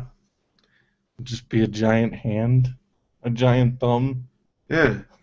Why not? I could draw that. So what else is going on in Radio BrendoMan world? Nothing is going on right now. I don't know. I've been applying for jobs. It's exciting. Getting mad at web forms. Went to the library today. It's exciting. Picked up some books. I brought you a book over to read. Brought me a book. I went to Dairy Queen. Here's the weirdest thing I've ever seen. Okay. The Dairy Queen in Yucaipa has a Coke Freestyle. It does? But it's behind the counter. Really? What's the point of having that? Must be new, because last time we went, they have a thing in the drive-thru where they have a list of all the possible combinations. But you can't do it yourself. No, it's stupid. I'm like, Weird. What's the point of having a freaking Coke Freestyle behind the counter? I don't know. Well, it's good. They brought back like some classic Blizzards. Yeah. So like, they're pretty good. Did you have that sea salt caramel one? I didn't get that one. I actually got one of the classic ones. I got the brownie. Oh yeah. The brownie one. They brought that back. It's owned by the same people as Queen Bean, so they have Queen Bean's doing a battle of the bands. Yeah. Should enter battle of the bands. Okay, that though in years past has been high school students mostly. Yeah, I don't want to be the two weird old guys with their Nintendo DSs. Like, we're gonna beat all you kids. It's a $250 prize, dude. I know, but I just feel like they might come arrest us or something. What are these weirdos doing over here? It doesn't say anything about age. I know. I don't know. I guess we could, but that. I don't want to get embarrassed by some high school. What if we lose and they're like, those are the two losers over there playing on their video games, dudes. But see, if we just do like that's our big break, though. Could be in the Yucaipa music scene. There is a cool little scene. Like we should go to those open mic nights more. Yeah, I don't know. It's pretty cool. Yucaipa people are weird. Whatever, not any more than anywhere else. I disagree. Where's more normal than Yucaipa? Every other place I've lived. It's cool. You know what I was thinking about the other day? What? I was thinking about King Taco. Wow. That's been a long time. That super hot salsa they had. Oh my gosh. It used to make me sweat. It was so hot. But so good. That was where I started getting like really exploratory and like I was eating the tongue. I was eating all that, but it's so freaking good. Oh, dude, I used to walk over there and just because it was like you could, 2 tacos for like $1. Yeah, but it was scary, like soup Nazi ordering. Oh yeah, you had to know. You walk to the counter, you get like one thing of sauce, and if you went there, like you never went there like after because people, it was like for if you were coming up from like South LA, like where I like. It was like right off the freeway, so like after it's like the big place to go after Dodger games, I guess. Gosh. And like I've been in there when it was like freaking like 100 people, and like they're just like, and like yeah, it's nuts. But and there's different counters. It's the best tacos. You have to know what you're ordering, and it's like fast, and they're yelling everything, but it's so good. King Taco. I know there's a few of them, but that one in Pico Rivera is like the main, and it was seriously like. I could walk there, and it was amazing. It's like the one thing I miss about living in Pico Rivera, because the rest of it was scary, and my car got stolen, and my hallway. Like, did I ever tell you about the time? Okay, so like I'm pretty sure like one of my neighbors was a drug dealer, and like the rest of them just like all smoked weed. Right. And like one time, the apartment manager, like when I came in to like pick up a package, he's like, do you know who on your floor is like smoking weed? I'm like, I'm not gonna tell you, cause like I'm like, do you want me to get murdered? Like, maybe that was just a test. Well, like I think he genuinely wanted me to like narc on somebody. I'm like, first of all, I value my personal stuff, cause like the moment anybody like they're gonna know it's me. It's that dude over there that's like yeah. So but yeah, it did permanently smell like a freaking like grow house. We also permanently put a dent into the elevator when we put the couch in there. That was there for the whole time. Yep. They never fixed that. That moving in and out of there, because the elevator was tiny, the stairs were like super steep and really tight turns. And you were like on the 3rd floor or something. Yeah, I was on the 3rd floor. It was terrible. Oh my gosh, that's where I almost died when you dropped the couch on me. Remember, I like jumped away from it, and it like. This is me, you, and Matthew, and I just like let it go. And if I was like, that was a few pounds ago, I don't know if I could have leapt that far anymore. Burger King has a red velvet Oreo shake. Ooh. That sounds good. Red Velvet Oreos are good. Okay, so I'm just mad that Burger King, they had the craziest deal for a while where it was like 12-piece nuggets for like $2. Oh, yeah. It was nuts. Okay, now so it's back to normal price. Speaking of food, I had an interesting thing since Monday. Yeah. Well, Janelle and I don't know what exactly like pushed it over the line, but I realized, I think it was like I put a t-shirt on that I haven't worn in a while and I couldn't wear it anymore, and I'm like, this is it. Janelle, we got to do something here. So we started on, I think it was on Tuesday actually. It was after, the day after we recorded last. And first of all, we've still been doing like our nightly exercises. Tuesday today we went to the hot dog place. Yeah. No, I guess it was the day after that. Yeah, because that didn't count. So it must have been Wednesday. Didn't count, 'cause I was gonna say, like, wait, you started a diet? No, maybe that's when it was. I don't know. Anyway, so we're doing exercise daily, but we're also, and we're doing like a very like simplified diet. We're not doing anything crazy. Basically, just counting calories. It's sort of like the old school. You have a phone. You should just get an app. Well, that's good too. MyFitnessPal, like you can scan the food packages. I should do that. Or just type it in and it tells you the calories. For the moment, because you can see it on the package. Yeah, but for the moment, it's been going well. I mean, it's been a few days, so it's not like I lost a ton or anything like that. But last night, when I did my nightly sit down and watch like a movie after everyone falls asleep, I did not eat a snack. And that's a pretty good start. Because Janelle and I were talking, like the way that our schedule works now, I'll eat breakfast before we go to school. And I'll usually have like a snack when Luke gets hungry because he wants a snack. Mm-hmm. Then when Janelle comes home, we eat lunch. Mm-hmm. And then we eat dinner. Mm-hmm. And then, everyone goes to bed, and I usually like watch a show or do something afterwards, and I'll have a snack then. It's like 5 times a day that I'm eating. Yeah, but I don't know. And they're not low-calorie snacks. I'm not talking about like a carrot. Well, maybe that's a big part of it is like you need to start snacking on stuff. Well, yeah, so we've kind of just, hopefully, and we've done this before. We were much better about it in the past. And so, I don't know, I'm starting my journey. We weighed in on the We Fit You again, and we're starting that up again, and we'll see. We'll see how it goes. Well, good luck with. I think you can do it, man. I know it actually got me thinking. The last episode we were talking about at some point. I think it was the last one when someone wrote in about it, and we were kind of talking about food and stuff, and they said like, oh, I wouldn't want to. I was afraid of listeria, but I'd eat something that would give you diabetes and stuff, and we were joking and stuff about it.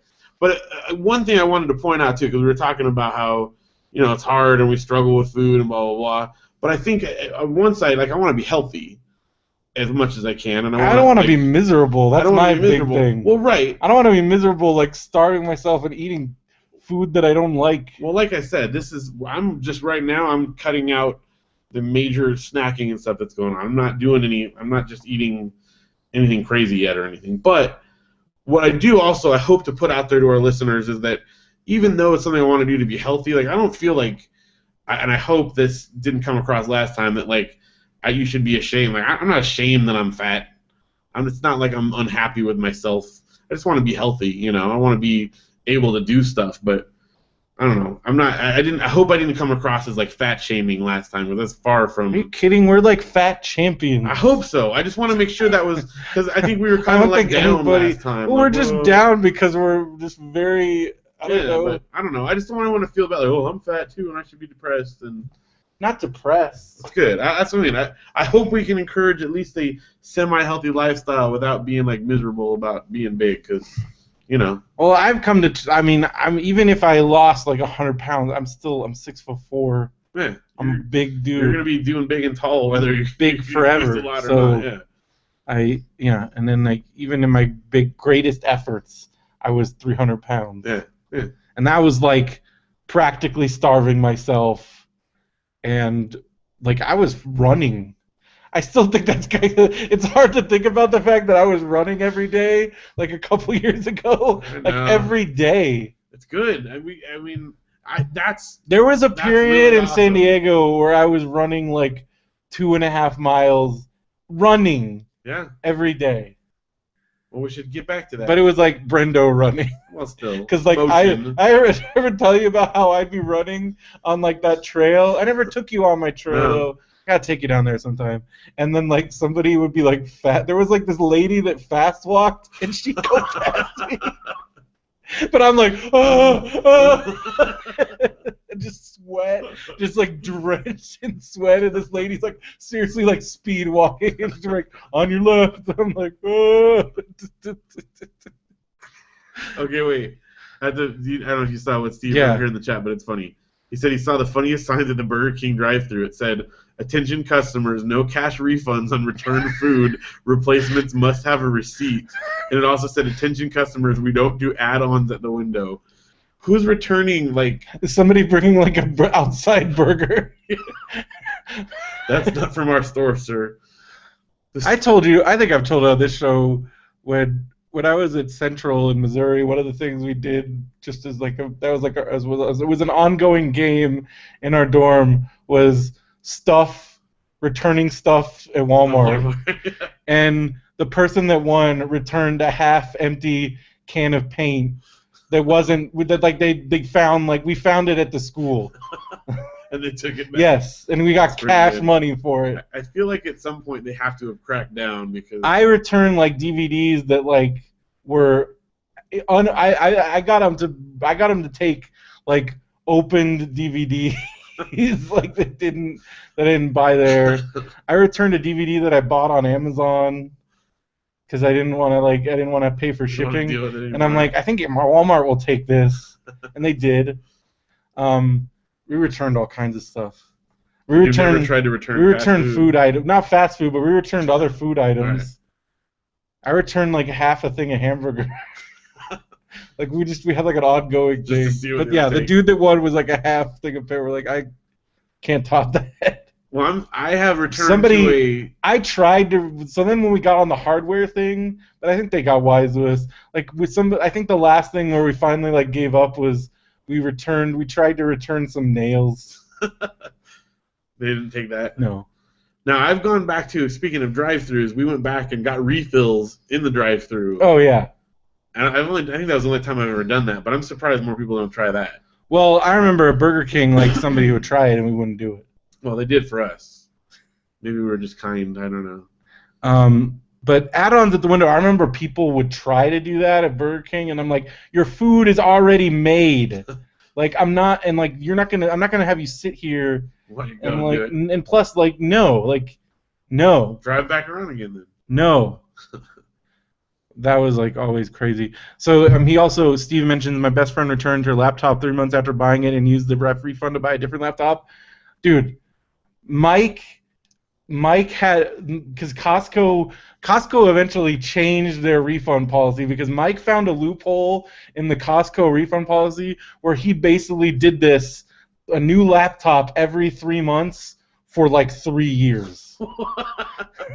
So off the same refund. Like leasing it? Yes, he did that with digital cameras too. Because you know how they're always coming out with a new and better camera. And finally, I think Costco closed that loophole. But Mike would do that with electronics. Like he did it seriously off the initial purchase for like 2 years. Well, you know, Janelle's grandma was infamous for like buying and returning stuff. Mm-hmm. Like she'd get a new outfit for Janelle's graduation, and then we'd find out that she like kept the tags all on so she could return it afterwards. And then like I remember we went over to her house one time, and she got like a Blu-ray player, and like like a bunch of Blu-rays, mm-hmm. and then we watched them, and then she went and took them back, and she would just like buy like everything she got, she'd just return it. It's like renting things. Using it as a rent-a-center. It is. Except free. Well, I guess, yeah, if you put it on a credit card, and then it just gets recharged back, so that none of your money ever gets... Just knowing that should have tipped us off if she was going to do the whole tax thing to us. But, yeah, that's what I told you, the best time to buy a TV is like the couple weeks after the Super Bowl. That's why I got this TV, because people buy. This is seriously a very common thing. People buy giant TVs and then return them just for the Super Bowl. So they've only been used like once, and they have to sell them open box. So you go on Amazon Warehouse deals, like seriously, go on Amazon Warehouse deals like the week after the Super Bowl, and it's full of like brand new TVs. But they have to take it back? Yes. Huh. because they just be like, oh, it's not working, or oh, something like this, or oh, like so like, and then they have to sell it as open box. So like this TV I have, like it was like a $1,800 TV or like a $1,900 TV, and I got it for like $1,000 on Amazon Warehouse, and it was like sold as open box, but it only been used once, and it's like brand new, and then it got moved several times before I broke it. So. And then it's gone forever. Whatever, it's fine. It hasn't fallen over yet. It's That's totally fine. Like just a little piece of plastic. I just was like, oh, what just happened? I just remember totally freaking out. Oh, poor Audrey. She made Janelle like a Mother's Day present where like it was her handprint and it was on like a little plaster thing, and then she brought it home today and she dropped it as she got out of the car and it shattered all over the driveway. She was like, oh, poor girl. I think we're gonna try to glue it together, just at least for the moment, because she was so bummed. Was it in a lot of pieces? It was in some mostly large pieces. It might be doable. Anyway, poor girl. That's funny. Also, she had to go to the dentist this week. Oh yeah. I think we talked about. Well, you know, you we told hadn't gone me. Yet. They wound up. Okay, this is actually a really good story. So Janelle called up the dentist. Like, you know, she had the number on the phone. She made an appointment, but it was weird because she talked to them and they were like, "Oh yeah," like she told them what tooth it was. What happened is she had a filling fallout, and she told them, and they're like, "Oh, we don't have that on our record. We must not have done that one." And Janelle's like, "Oh, I thought you guys did." And she's like, "Yeah, we don't show that we did a tooth filling there, but it's okay. Bring her in. We'll figure it out." They told her, like, you know, they could get her in on Tuesday, but they didn't have time to do it. They would just check it out, and they'd have to make another appointment to actually fill it. But, you know, in case it was an emergency, they'd check it out. Yeah. So we go in, and I didn't actually, I stayed out with Luke, and Janelle took her in. But she said that she went up to them, and she talked to the lady at the front desk, and she's like, "Well, we don't have an appointment for you here." And she's like, "Oh, I just talked to you yesterday," and she's like, "Oh, I didn't talk to you. Maybe someone else was watching the desk." And she asked around the office. They can't figure out who took it. And they said, "Well, you know what? Some phantom dentist office." Well, they said, "Okay." So they said, "Well, it's fine. We'll get you in now. We've got time, and we'll just do it and we'll fill it." They peeked at it and they said we can fill it. So Janelle's like trying to figure out like what happened. Why don't they have it? And they had told her they were totally booked, so they couldn't fit her in. So while they're in there doing the procedure, she gets a phone call on her phone and it says Audrey Dentist. And she answers, and they're like, "Yes, we're just calling to find out why you're not here for Audrey's dentist appointment."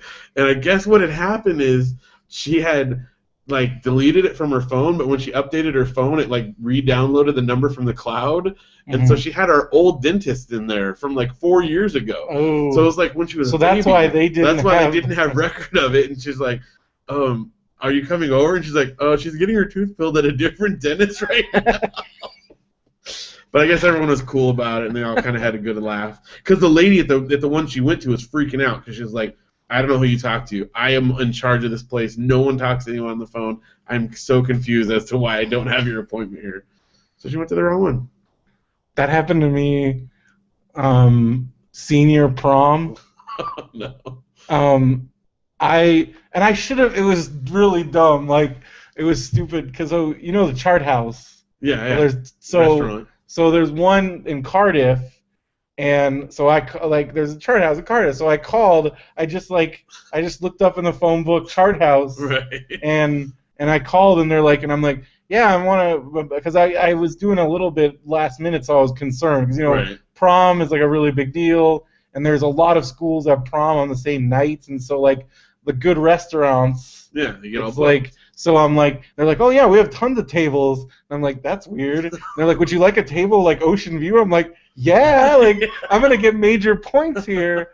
And so I'm like, "Yeah, table for," because I think there was like 8 or 9 of us. Oh no, this was junior prom, so there were 6 of us. Because senior prom, we went to our friend's restaurant downtown. It was awesome. Nice. That was like where we had like the super hookup. We had like the restaurant was closed, and we had like our own private thing. It was awesome. But anyway, so junior, so we go. So then we go to the Chart House, and they're like, I'm like, "Yeah, reserve a table for 8." They're like, "What are you talking about?" And I'm like, and they're like, and then we ended up, and they're like, "Yeah, we don't have any." And then it turned out there's like another Chart House, and I had. So did you go to the other one? Well, the other one's like downtown, and I'm like, we can't go like all the way downtown because this prom wasn't downtown. Right. And So, and then they're like, and it was prom, so the place is just freaking packed. So we ended up sitting like they're like, we have one table, and it was like by the bathroom. Because like it was just full of prom, so we saw tons of people, and I almost like totally, and this was already after, this was like where everything that could go wrong would, we let our friend order the limo, and I don't know what he did, but we got like this most beater limo you ever seen shows up. It was like from the 60s. It was like all white and like just really old. We probably got a good deal on it though. Well, he's like, I got a great deal, you guys. And that's so something I would have done. It was just this super crappy limo, and so I'm like, on top of that, I'm like, it was like. But it was, everybody laughed about it. It was fun, and that was still like the first limo I'd ever been in, and like I remember it had a tape player, and luckily I had some tapes. Of course. And so that's awesome. Because everybody had brought some CDs, but I'm like, I got tapes, you guys. I saved the day. You got tapes. But yeah, that's why senior year, like I wasn't allowed to pick the restaurant, and Jeff was not allowed to wear the limo. I understand that. Like we both got barred from the prom planning. No reservations for you. Yeah. But it's like that's like a classic TV trope. Yeah. And it actually happened. Totally. Because like I just watched Singles and that happened. Like, oh, you mean the new restaurant? Because she like yeah. I want to say because now I'm thinking back to Singles and like trying to like who is who in the Friends. And I think this one character is like the Phoebe. Oh, is the one? Okay. Yeah, she's like the Phoebe. I need to watch that. I need to go back and look at that. Anyways. All right. You know what else I want to look at is there's a really cool way to listen to podcasts. Wow, you did that without even like prompting. I know. You can like download it. It's like an app, or you can do it on your computer. It's called Stitcher. It is. Yeah. It's pretty cool. It's pretty cool. Yeah, people should check that out. If you go to radiobrendo.com, click the Stitcher button. That will take you to our show page. If you can also, if you don't have an account yet, when you sign up, use the code BrendoMan. I don't even know if they ask for codes anymore because I think you can just connect to your Facebook account. But if they do, it still is up that it's our code. Yeah. So I guess it might ask you for a code at some point. If not, nothing else, it's a place to listen. It's still a cool place to listen to podcasts. Popsicles is on there. Most of the Benview Network shows. I was listening to some speaking of Brian Lynch, I was listening to some Party Truck USA, even though they haven't done an episode in like 2 years. Right, but it's still up there. It's still up there, so it's cool listening to old ones. There's even one that Derek was on, and it was really funny. And so, yeah, it's cool. I had a dream the other night. I had a dream that I got a great host for my website. Oh, my gosh. And it came true because it was Dream Hosts. You'd get fired from Mad Men. Well, that's okay. With Mad Men, we are not. We would have been fired from Mad Men before we even started this thing. Get a host and you're dreaming about... Get out. Leave. Get out of here. Don Draper would punch us in the face. Yeah. I don't think we would have lasted there. But you get a website with DreamHost, it'll last as long as you're paying for your hosting. I just re-upped. Yeah? Well, because we got some other projects we're working on. Because I still think the plans are in the works to migrate the Radio Brendo and the Man Brendo's Wrestling Show and Popsicle sites all over to we're going to integrate with the Benview Network pages, but we still need web hosting for all of our other multitude, the BrendoMan, Popvox, Empire of sites. So, and then just other projects. Yeah. So I'm one of those people, like, I always have to have my own space to do stuff with. And so if you want to have that for you, use the code Radio BrendoMan at checkout. No matter what you get, you can use it. It'd be kind of overkill to use it on the domain name. You get a bunch of domain names with it. But you will save $50 That's right. off your order. And you get a free domain registration if you sign up And then you get a free domain registration with that code. But let's say you sign up. If you sign up for a year of hosting, that includes a free domain registration. So you have 2 free domains. It's pretty amazing. And then if you get another, like let's say you get 4 or 5 domains, then you got an empire. That's right. And you got one. And DreamHost has one-click WordPress installed. So you just get your domain, go into the DreamHost panel, click WordPress, type in a few things, and then your site is up, ready to go. What's an example of a website that's hosted on DreamHost? daveandmatt.com. That's a prime example that you just gave there. Oh my gosh. You know what else is prime? Amazon Prime. I'm not letting you do this anymore. I think that's really good. I liked it. Well, you can get an Amazon Prime free 30-day trial to Amazon Prime by going to radiobrendo.com, clicking the Amazon Prime link, and you will get a 30-day free trial that gives you the Instant Watch library of over 40,000 movies, get the Kindle Owner's Lending Library, Amazon Prime Music, unlimited free 2-day shipping. They now have like a free photo upload, unlimited storage space for your photos. Yeah. I just uploaded my entire photo because I got like gigs of photos, and now it's another place that they're at in case I lose all the other places. Just give everybody your photos. Just like, here, take them. Take all your photos. So that's good. But if you are not interested, or if you already have Amazon Prime and you just still want to help us out, go to our page and you can click on the Amazon link or banner and buy stuff on Amazon like you normally would. We got a lot of stuff. People buying stuff. Well, let's find out what people bought this week. We got a 9K clothing men's athletic capri jogger pants, black, size large. Okay, capri. We got car charger, power comb, USB Lightning car charger. It's for Apple, Android, and Windows devices. Okay, car charger. So it's like a dual USB car charger in one thing, so you can have multiple USB ports. That's good. Boom. The jelly comb.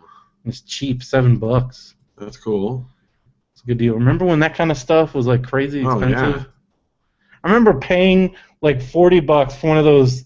It was like the combo. It came with the tape adapter and the power adapter, but that was $40. Oh, yeah. Remember, that was like a major purchase. And then, oh my gosh.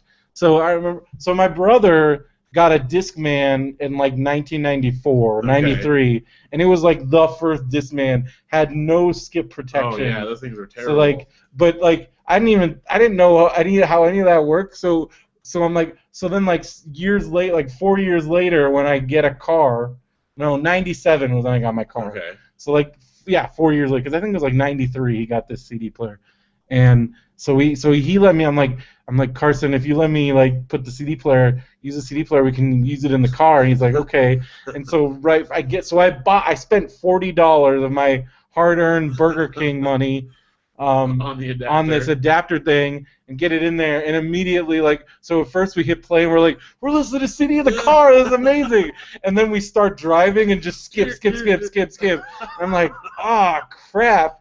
So then I came up, we had multiple things that we did, but one of the skip things is I basically got like this because you could buy like mounting things, but again, that was another like $40.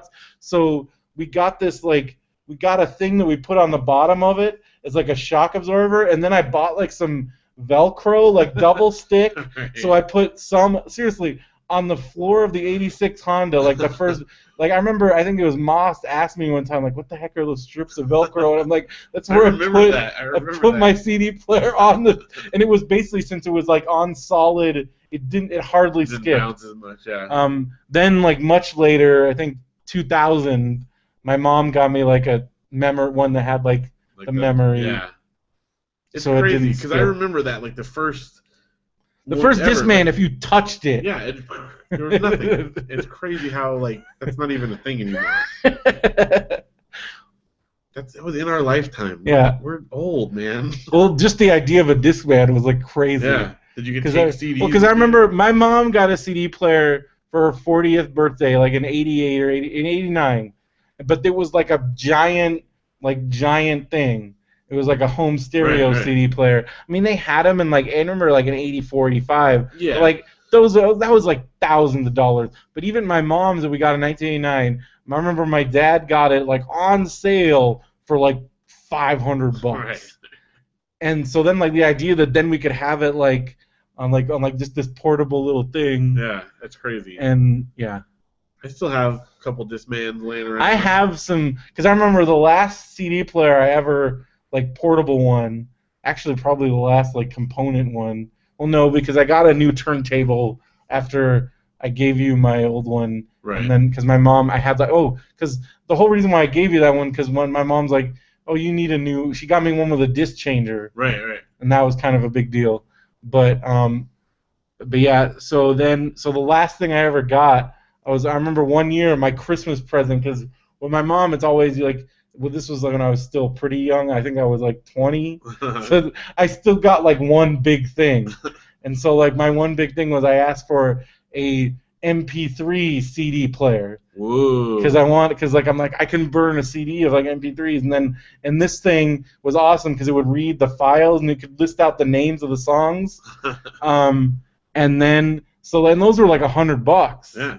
And this was in 2001, and so I had that, and seriously, like 3 months later, because I brought it back to school, because I used to listen to it at night, and it was up on my desk, and I would fall asleep with the headphones on, and so one morning, like there was a fire alarm or something, and I jolted up out of bed, and the thing like flew, because my headphones were still in, so it was still like connected to me, and it like smashed against the wall and like exploded. And I never told my mom because I knew she would be like so upset. Because it was like $100. Well, now she might know if she's listening. I doubt it. But I just remember that was like the last portable CD player that I ever bought. Well, I still use mine for like portable sound stuff because it's just easy. Yeah. You know, and people need to play CDs sometimes. I like to play it still, but yeah, you know, if you're doing that kind of thing. All right, what else do people buy? We got Broken City on Blu-ray. I don't know, movie. Let's look at this. With Mark Wahlberg and Russell Crowe. When did that come out? Who knows? Oh, I never heard of that. Those guys do a lot of movies. 2013. Huh. I hope they fix it. So stupid. All right, what's next? Yeah, somebody already pre-ordered Marvel's Avengers Age of Ultron 2-disc Blu-ray disc. They want to make sure not to miss out on that. We got they got the 3D Blu-ray. Yeah. It's like the ultimate. Sport Climbing 101 with Chris Lindner. I guess that's like rock climbing. Rock climbing. Cool. The Princess Bride 25th Anniversary Edition Blu-ray. I like to think maybe we inspired that in all our Princess Bride talk recently. Hopefully. Maybe. We got the Warriors Blu-ray Ultimate Director's Cut. Warriors, come out to play. We got a pack of 24 Rockstar Punch energy drinks. Nice. Someone's working it. Can you dig it? Yeah. I spent a good 5 minutes looking for LeBron's The Sprite Remix. Yeah. At the store. Couldn't find it. So I don't know where you get that. I don't know. Maybe it's a joke. I want it. Because I have to try all the new sodas. Yeah, you gotta try it. And I haven't found Doritos Roulette anywhere either. No, I haven't seen that either. But I've been reading about it, and I want to try it real bad. I don't know. Is it like limited? Maybe. I don't know. Now I gotta type it. Now I'm Googling things. Now you're Googling Doritos. It's already on eBay? Are you serious? It says they hit stores on April 27th, so I guess it's still rolling out. Maybe it's around. Well, tangy cheese and hot chili. I want the hot. See, that sounds delicious. They're only going to be available for 12 weeks. Better get on it. What is with these limited edition? So the Doritos was real, but it was at select colleges. Doritos flavored Mountain Dew. That sounds really disgusting. So nasty. But I want the Doritos Roulette. See, they even have a commercial. We'll find it. I'm sure it'll come around. Maybe have you looked in 7-Elevens and places like that? I guess I haven't been looking there. Those are the types of places that a lot of times that have that stuff. Yeah. They don't have it but I was looking at Walgreens, and they usually have all the chips. They do, yeah. In town, though, when they had the Jumpin' Jack, the 7-Eleven is the only place that had it. Yeah. So, you know. All right. There you go. Doritos Talk. Gotta be looking DoritosFan.com. Get on my lookout. I'm on the lookout for it. All right. We got Skylanders Trap Team. Well, he says the gas station in Colton. Well, that's not too far. Go to Colton to get those Doritos roulette chips.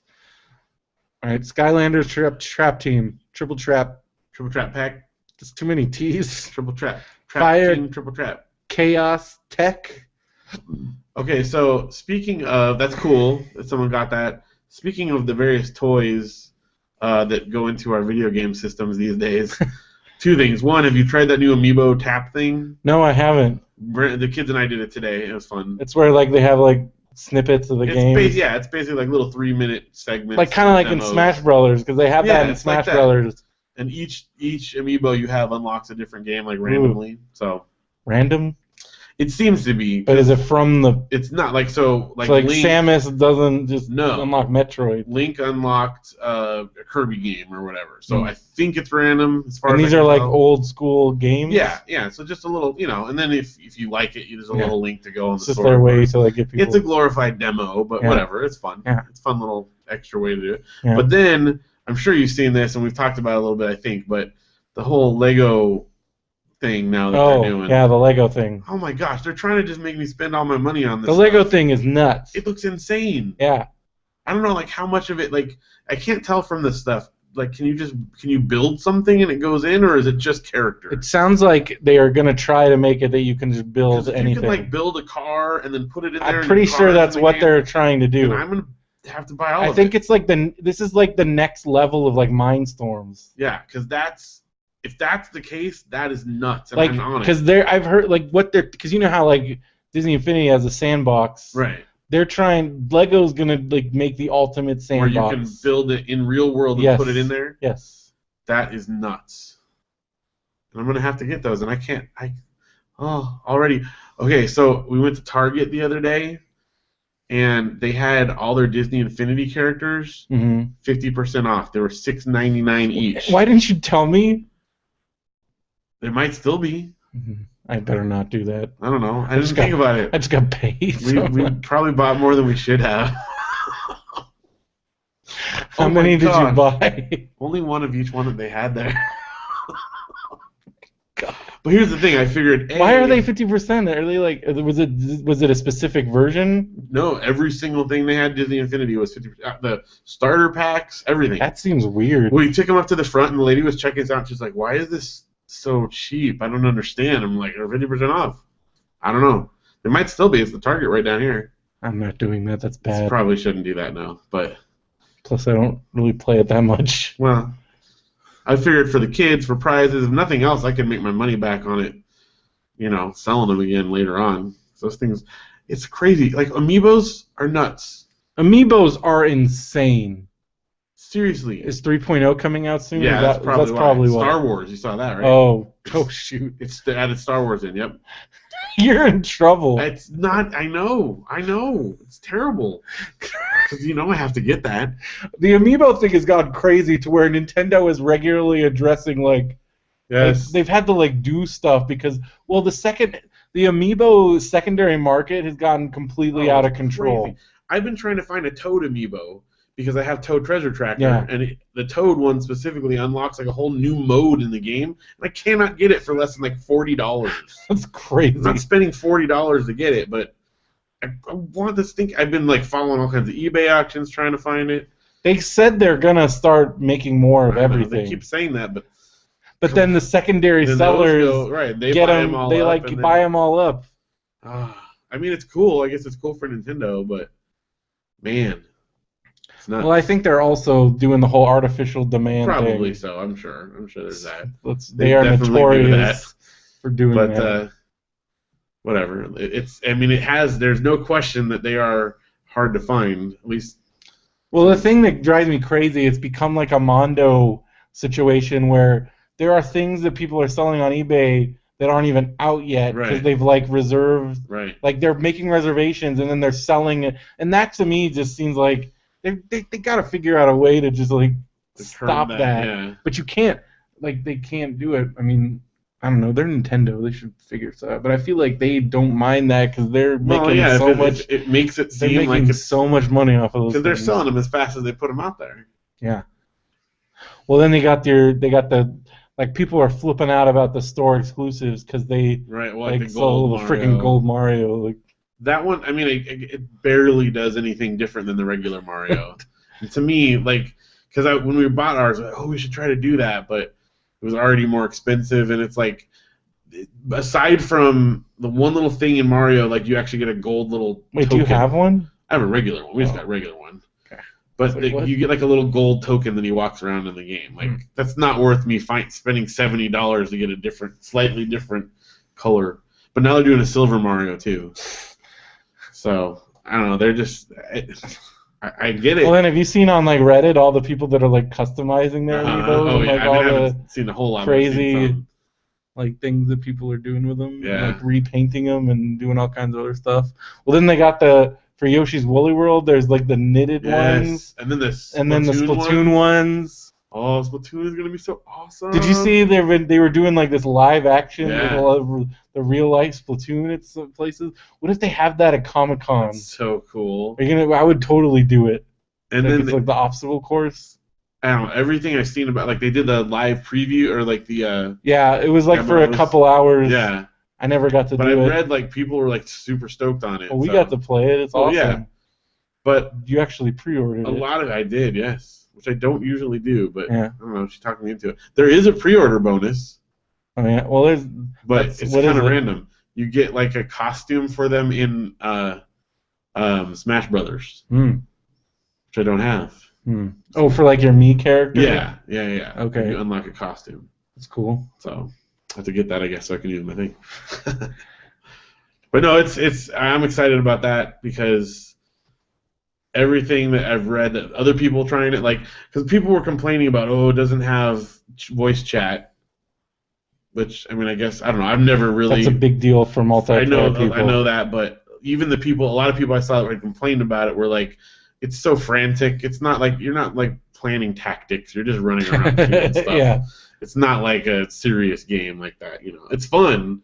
It's amazing, but you don't really need it. I feel like that's good. I like the idea of being able to play a first-person shooter online without hearing kids being like, "If you racist and horrific things." That actually sounds kind of fine to me. That's never been. I mean, that's one of the reasons why I don't play online games. Like I never renewed my Xbox Live Gold. I'm almost like when my PlayStation one runs out, I'm almost like, I mean, you get the free games. That's probably why I'll keep it. But I don't think I've played a single online game on my PS4, just because people are like, oh wait, no, I play Diablo online, but only with like Josh and Chuck. Right. Like I don't play with strangers because. Like you're just like, hey, it's weird. It's weird. Or obnoxious. Or super. I just remember when I got a 360, my very first. It was so because like everybody talks about like it's almost become like a cliche like little kids cursing at you online. But I like hand on my heart, hand to God, the very first time I got it, Duncan sold me his 360, and I got a copy of Halo 3. I bought it at Best Buy. And the very first game I ever played, like I didn't even start a campaign. I'm just like, I'm gonna talk because I never played online before. I didn't even know what it was like. And I get on, and immediately this kid is like, "F you, you mother effing," like this, and this kid started doing the teabagging thing, and I'm like, it really is as bad as everyone says. And then I just never. Yeah. I'm like, I'm done with this. Like, screw. Well, so it's not a feature I'm going to be super sad about not having. That's definitely. Well, think about it. When we were playing there at the thing, we weren't like you well, I didn't planning. even know how to play. I know, but there was no like. The only thing you'd be saying is go shoot the spot where there's no paint. Okay, shoot that other spot where there's. Well, it took me a while to figure out that I was just trying to shoot other people, but you need to get the floor. You're trying to shoot, take over the territory.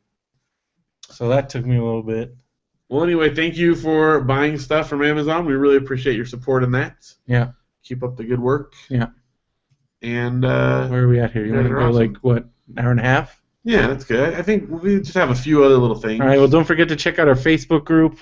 If you go to radiobrendo.com, there is a direct link to our Facebook. We got our Facebook page, but if you really want to get in on the daily conversation of fun links and post your own stuff and just share fun stuff and discuss things, if you got questions and funny interact pictures with each other, because on the Facebook page, like, people really don't. We see all the posts, but it's hard to see posts other people to see it. Yeah. Right.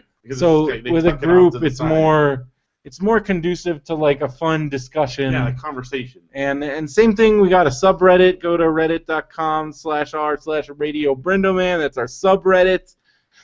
Not as much activity in there, but some. It's fun. And if you want to get on Reddit, if you're on a Reddit a lot, then that's the thing. And we already talked about our Kickstarter. That's right. So, yeah.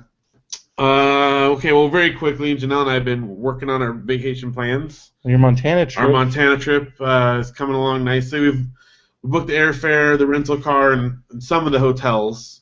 And I'm going to write back to Craig from the Res tonight and kind of give him an update on what we've been planning and stuff. But dude, so I don't know for sure. I gotta like talk back to him. Did I tell you some of the things he's gonna do? Yeah.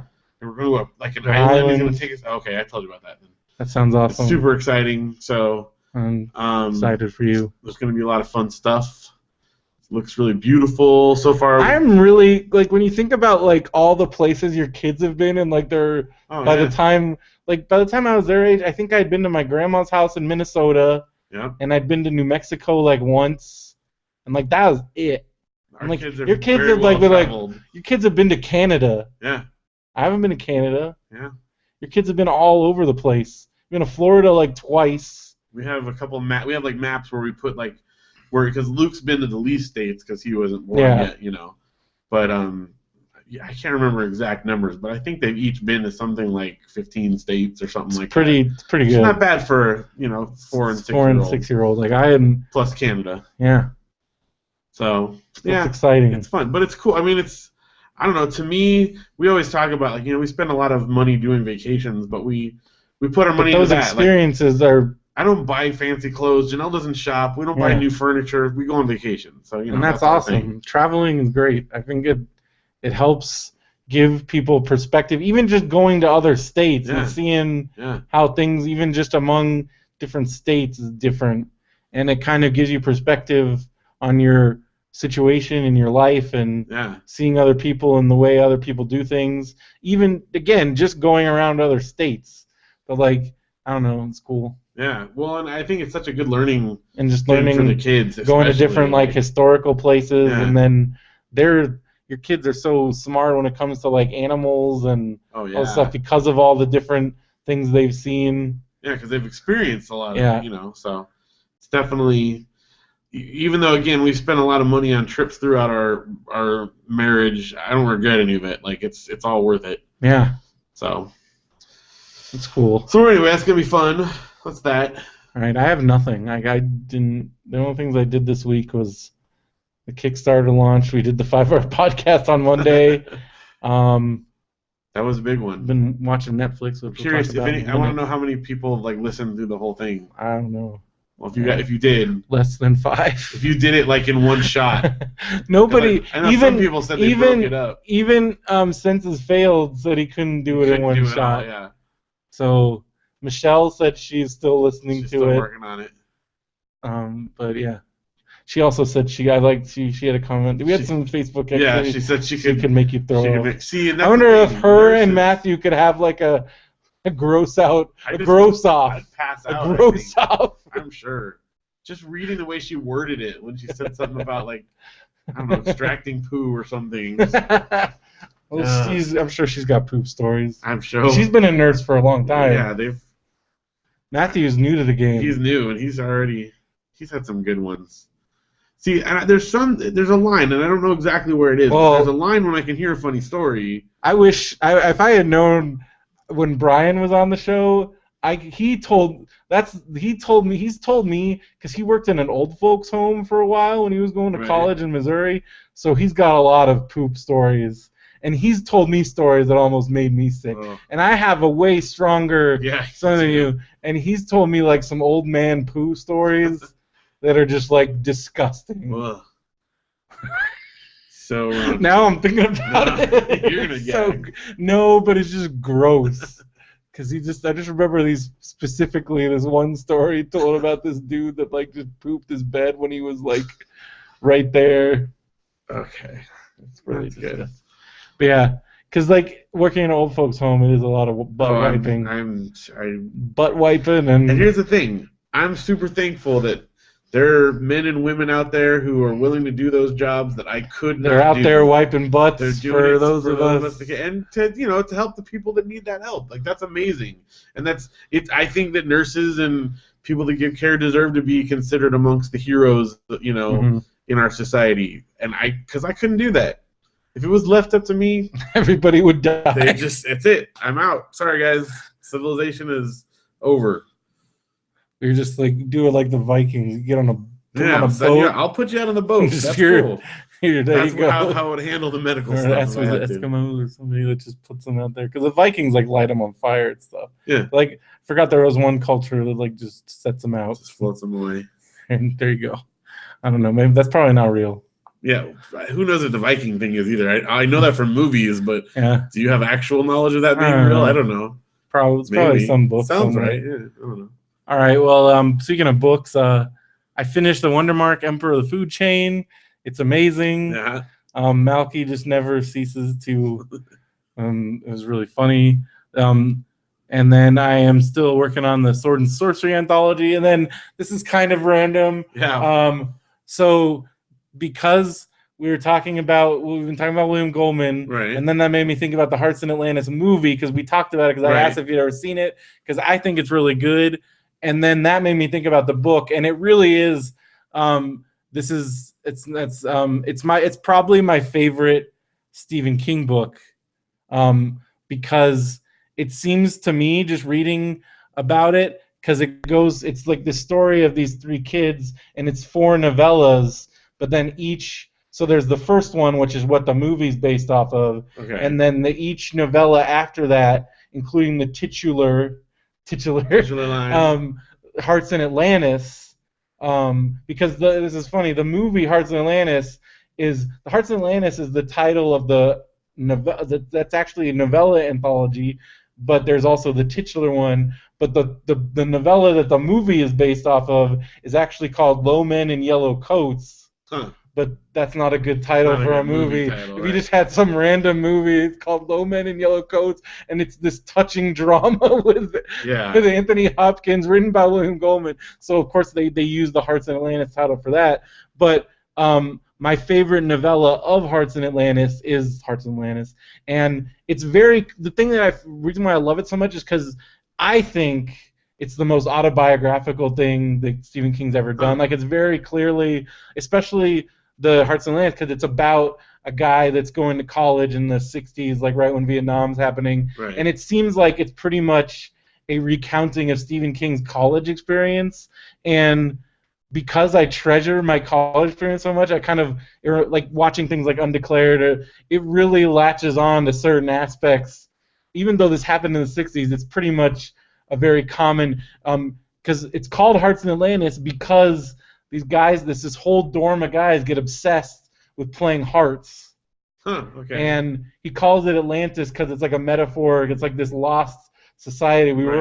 It's a very, really beautifully well written how like his whole college is like a metaphor for Atlantis. Because it is like that kind of like whole, like part of it is just because it's like this bubble of a society and something like it's a legend part of our past, and it is, and like that's kind of how he compares it to it, but also how there's some danger, how like it's so easy in college to just screw up, and just so basically what happens is a lot of these guys, they get so obsessed with hearts that they start flunking out, and this was the time of the year, this is the time in history where if you flunked out of college in like 1969. You had a very high chance of getting drafted. So these guys were like seriously like if you failed out of school, you might end up dead in the jungle somewhere. Like that, I can't imagine what that must have been like for people. No. Like because stakes were not as high when we were in college. No. Like the fact like if you failed out of your class, like and like you could end up like seriously like in the jungle. Like that's that's horrific. And because this is crazy. It reminded me of a story when I was in Bible college. So this even affected like Bible colleges, because I remember I talked to my professor, Mr. Palfrey. I think I might have been reading this book, so I think I don't know. I was talking to him about it because he had been there for 50 years. So I'm like, you were here during the 60s. I'm like, what was that like? He's like, oh, it was a rough time, because he even said he's like I had a really tough. I had some struggles like morally, because he's like, if I flunk somebody, it could be if I flunk somebody, they could get again flunk out of school. If it was my F, I couldn't have it. So he even admitted, he's like, I passed some guys through. Like they had a meeting at the school where they're like, no, like seriously, they're like, nobody gets below a C, because do you want that on your hands? Do you want that? And this is like at like an uber right wing crazy, but even they were like, I don't want that on my hands. If like some kid gets flunked out, ends up in Vietnam and gets shot, like because you flunked him out of Intro to Old Testament, like. Man, if that was the case, we probably would have done a lot less urban exploration and staying up late watching movies. Well, because I didn't flunk. I basically flunked out my second semester. Well, I was on academic. I got put on academic probation. Right. But I got to a point where I would have flunked out, and then I would have. But I wouldn't. Luckily, I am handicapped. Well, so that's true. But like you would have gotten drafted. Closed. And then like. If they did it based on going to chapels, I definitely would have been. So that's kind of crazy. Well, anyways, it's a really great book. I've seriously read, like, when I get into a Stephen King book, like, that's where, like, my speed reading goes great, because I seriously started reading it yesterday. I'm already, like, 450 pages in.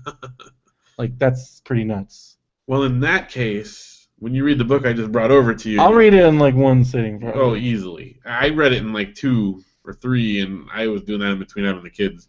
It's really good, though. The book I finished is The Silent Gondoliers, which is the second part of the S. Morgenstern Chronicles. Mm-hmm. First part being The Princess Bride, which we just read, and the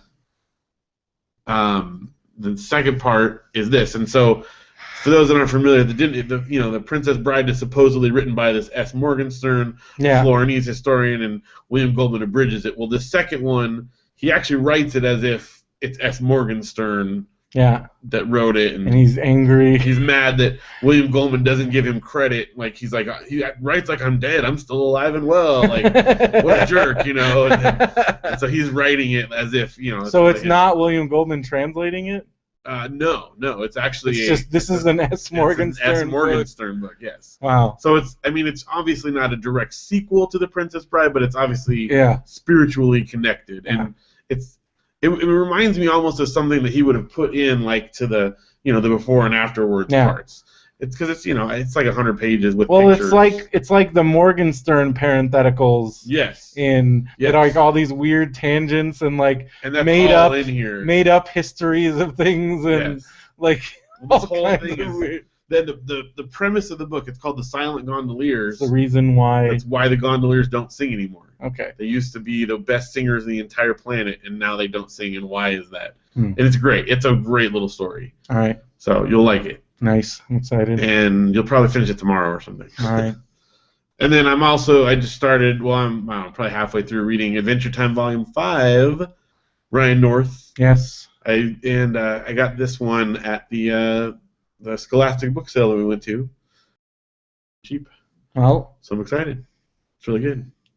If you bring them to Comic-Con, maybe we can get him to sign them. That's true, because I have quite a few of them now. Mm-hmm. And he's really good, and it's super funny. And Ryan North's awesome. He's a super cool guy. Yeah. If you want to hear more, he was interviewed on Comic Nerds Unite. That's right. So check that out. And if you want to join our book club and read some of the books along with us, you can go to the book club link at the top of our website, radiobrendo.com, and join our Goodreads book club. And it's super fun. I still haven't read any of his Squirrel Girl. I haven't either. I really want to read it. Anything that he writes, I would read. I subscribe to his Tumblr about it, and he posts like panels of it, and it's like it looks awesome. He's really good. He's really funny. So it's books. Yeah, let's go real quick. Yeah, here. well, you saw one movie. I saw one movie. I saw it on Thursday. New movie. I had like a debate in my head about whether to invite. I'm like, well, Phil's probably busy, and then I'm like, I don't know if this is a Phil movie.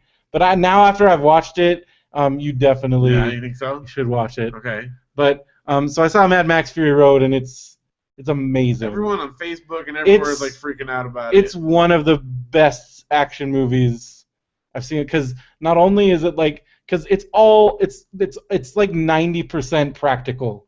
There's like 2 parts of it that are CG. Really? Like Charlize Theron's arm is sort of CG because she has like this bionic arm, and then there's this scene where like they're in these sandstorms. Everything else, all the cars, all the explosions, all the stunts are 100% real, and I can't believe I'm saying this, but it kind of puts Furious 7 to shame. Really? Like, it is crazy. I mean, there's certain parts of Furious 7 that are like the craziest things I've ever seen, but on a whole, like, it's a 2-hour-long battle chase.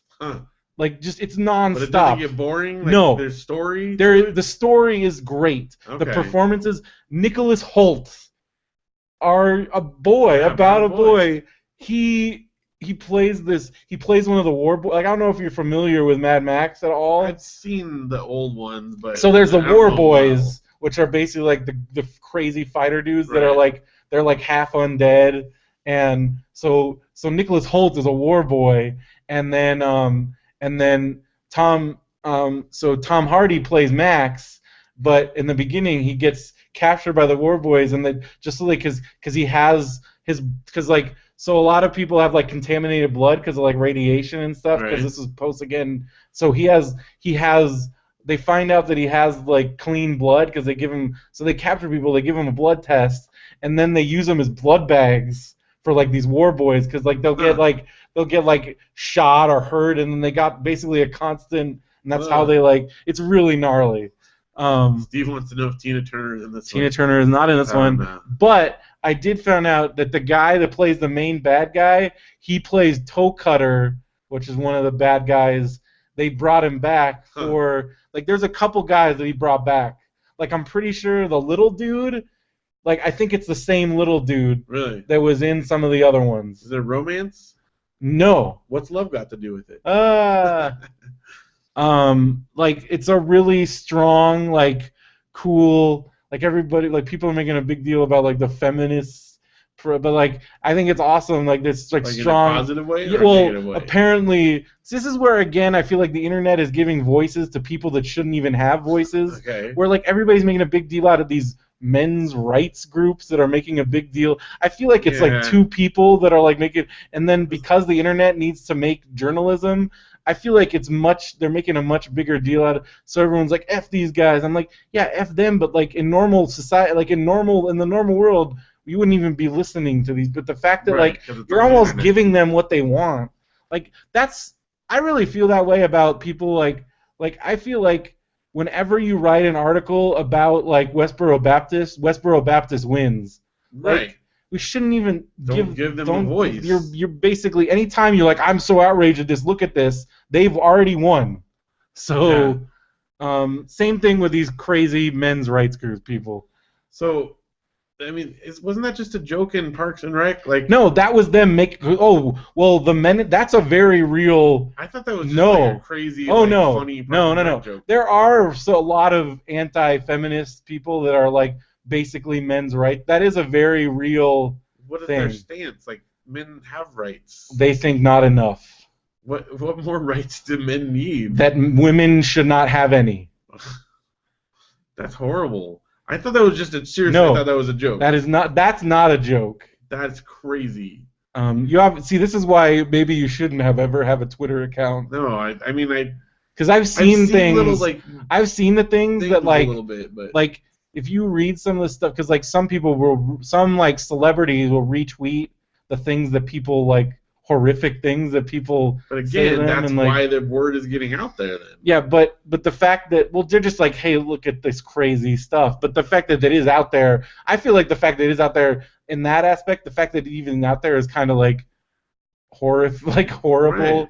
But when we do, we give these people a voice. So I try to not. It's just awesome because like Charlize Theron is amazing, very like totally awesome female badass character.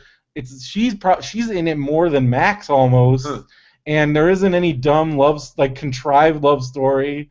There's all these other cool female characters. So the men's rights group, quote unquote, is mad because it's empowering towards women. Oh my gosh, I feel like that's just someone troll. That's just trolling. They can't be for real. There are for real people. They're trolling. You obviously have never been. There's like a subreddit called the Red Pill, and I've read some of the most horrific things towards women. What? It's horrible. There's a lot of bad dudes out there.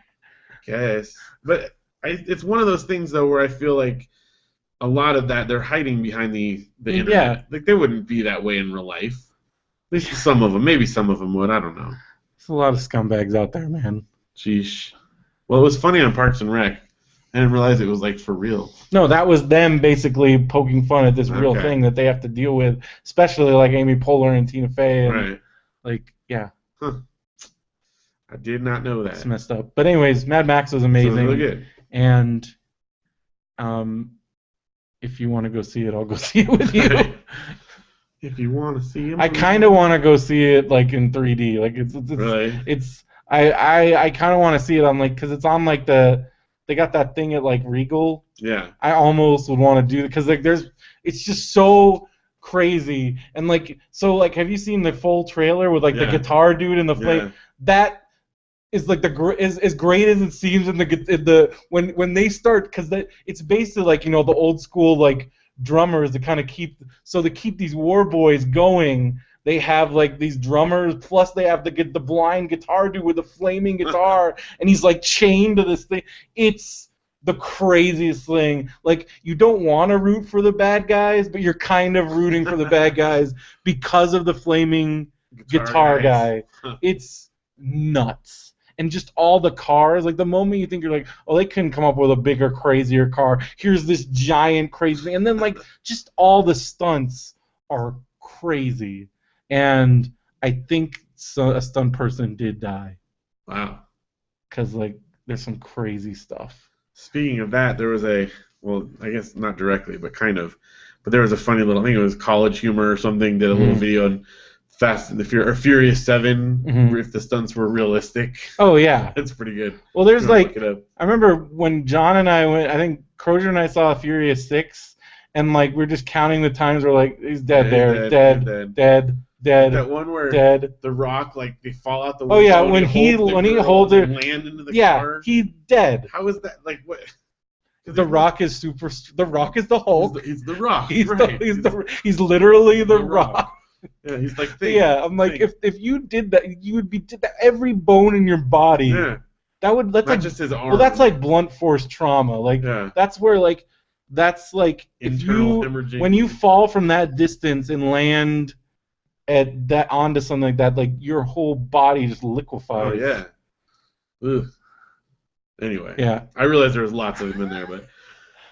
Well, there's this in the second, I think it's 6 when I think it's either 5 or 6 when Paul Walker. There's some things that he does where you're dead.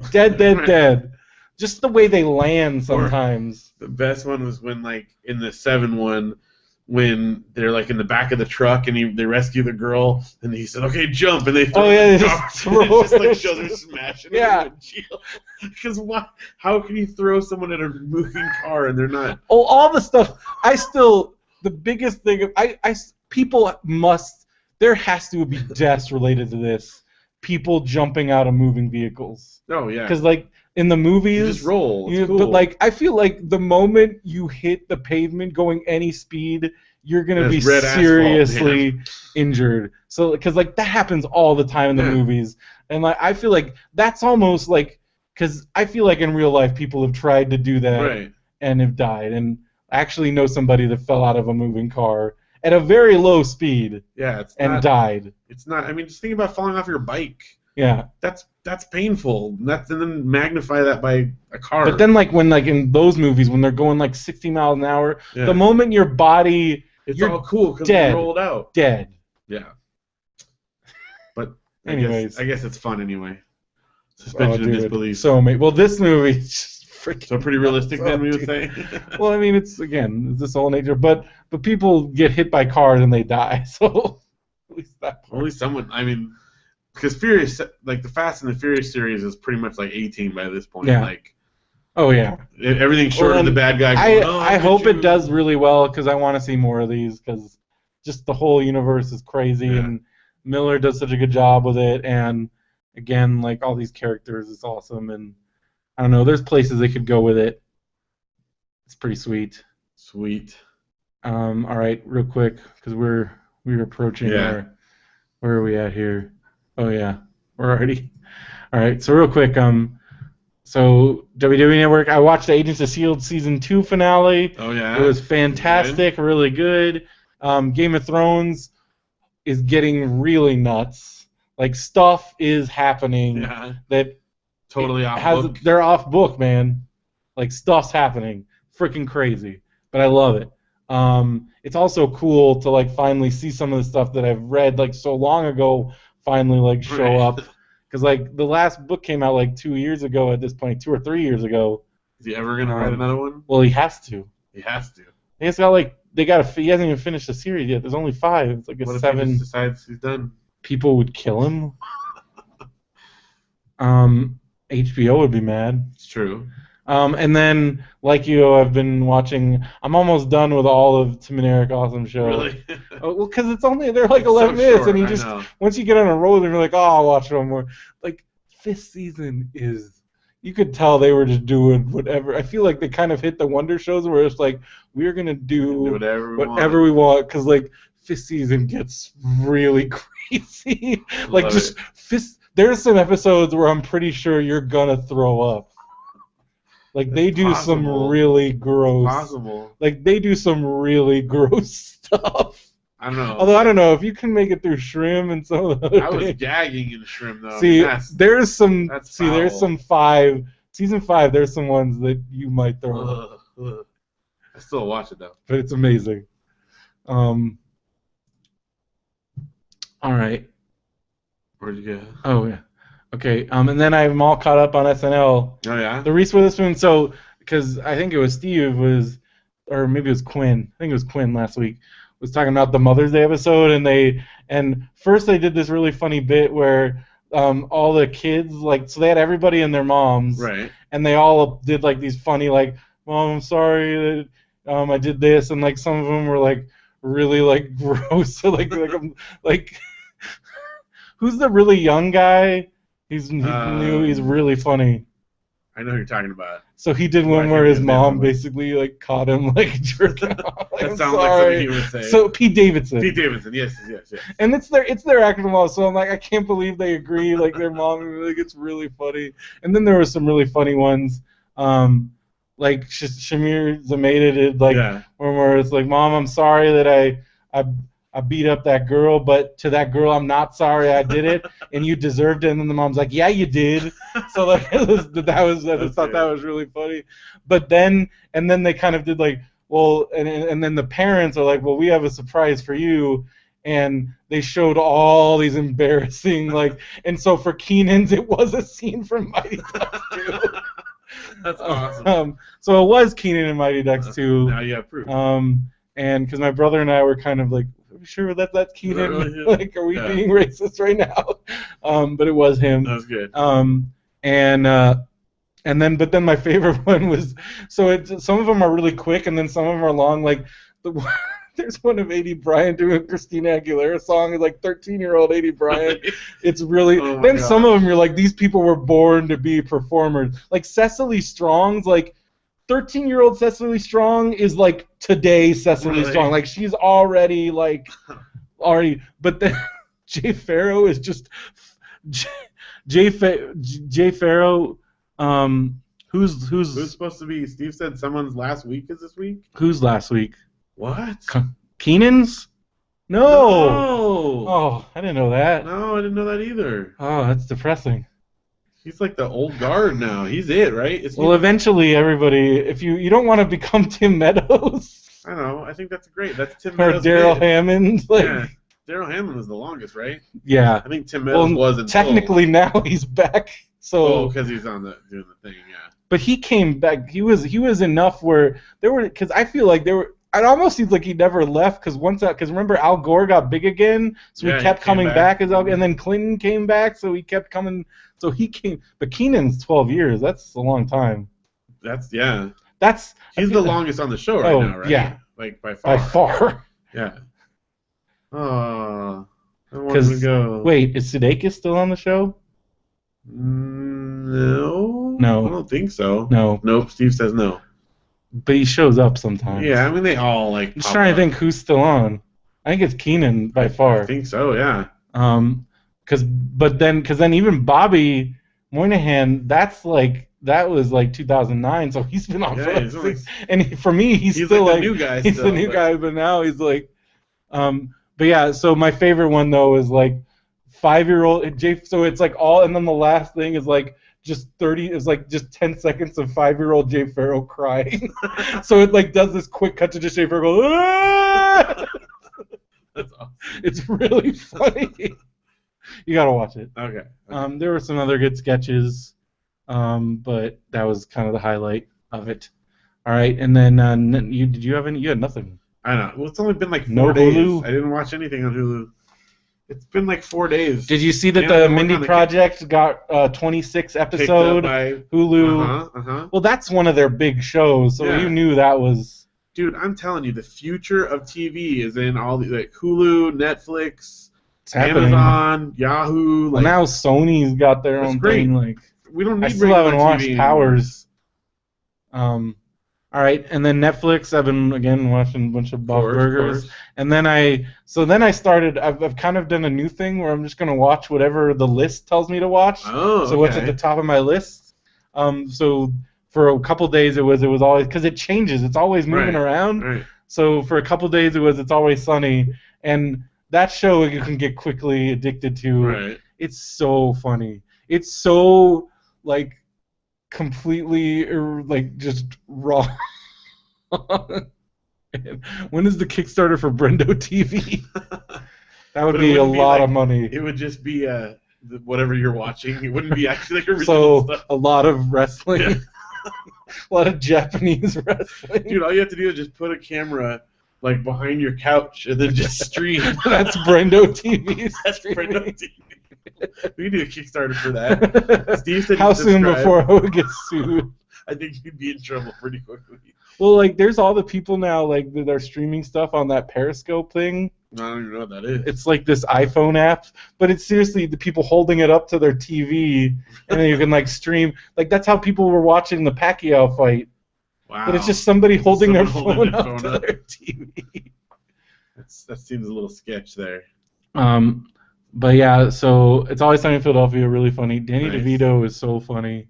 And then it was weird. There was an episode where they had like their real dad, and their real dad is the guy from Seventh Heaven, and like we found out he was a pedophile, right? Did that end up being real? I don't know. I mean, maybe.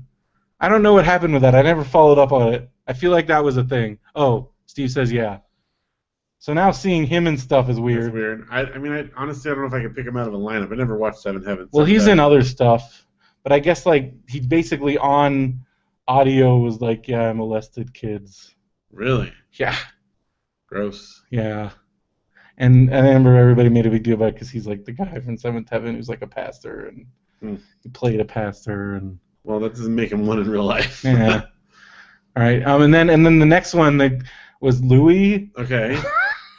That show, and that like that's like even more. I can't believe FX went to like that's kind of cool that they're doing these two like very edgy comedies. Yeah. Because it's nice that they have. Because Louis is hilarious, but it's so dirty and so funny. I've only watched a couple. I just watched the Ricky. Like I've only watched a couple too. I'm on like the 3rd episode, but. The one with Ricky Gervais, did you see that where he's like the doctor? I haven't watched him in order even. It's like, and he's always joking, so he's like, yeah, I'm really sorry, Louis, but and like he starts with like he's like, yeah, it's just really bad, it's not looking good. Yeah, you have a terminal blood cancer. It's like it's a doctor, oh my God. like so, but it's like Ricky Gervais, Right.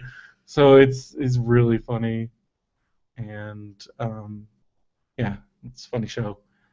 And then I haven't watched any of season 7 of Mad Men, so they did like the first half, Right. and then they finally put it on Netflix, and the second half is airing now, and I think the finale either just aired or is about to air. I've been kind of not paying attention because I'm behind. Okay. Holy crap!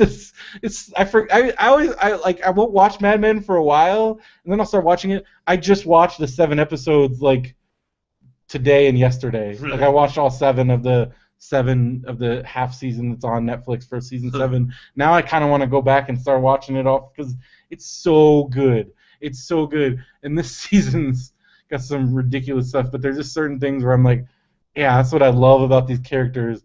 And Betty Draper is still January Jones. It kind of renewed because like I don't like her on. I mean, I like her acting, but I don't like her on Last Man on Earth.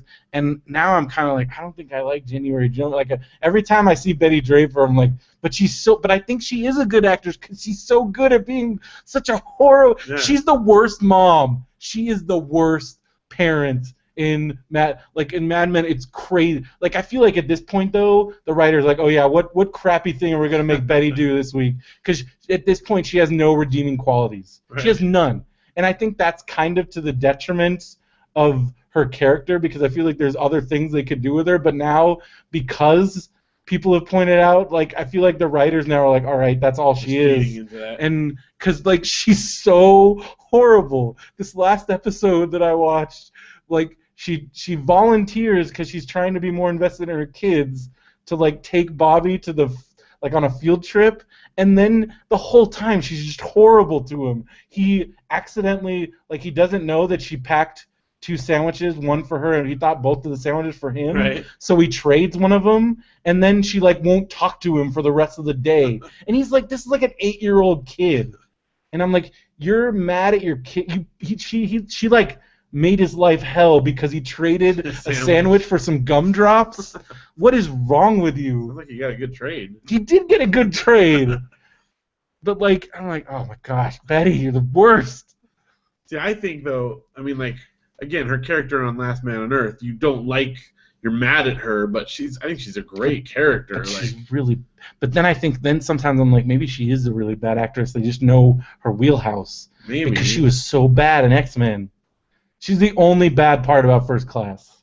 No, I have to go back and watch it. Like I haven't she's seen terrible. it in the theater. I can't weigh in on that currently. I mean, she's hot.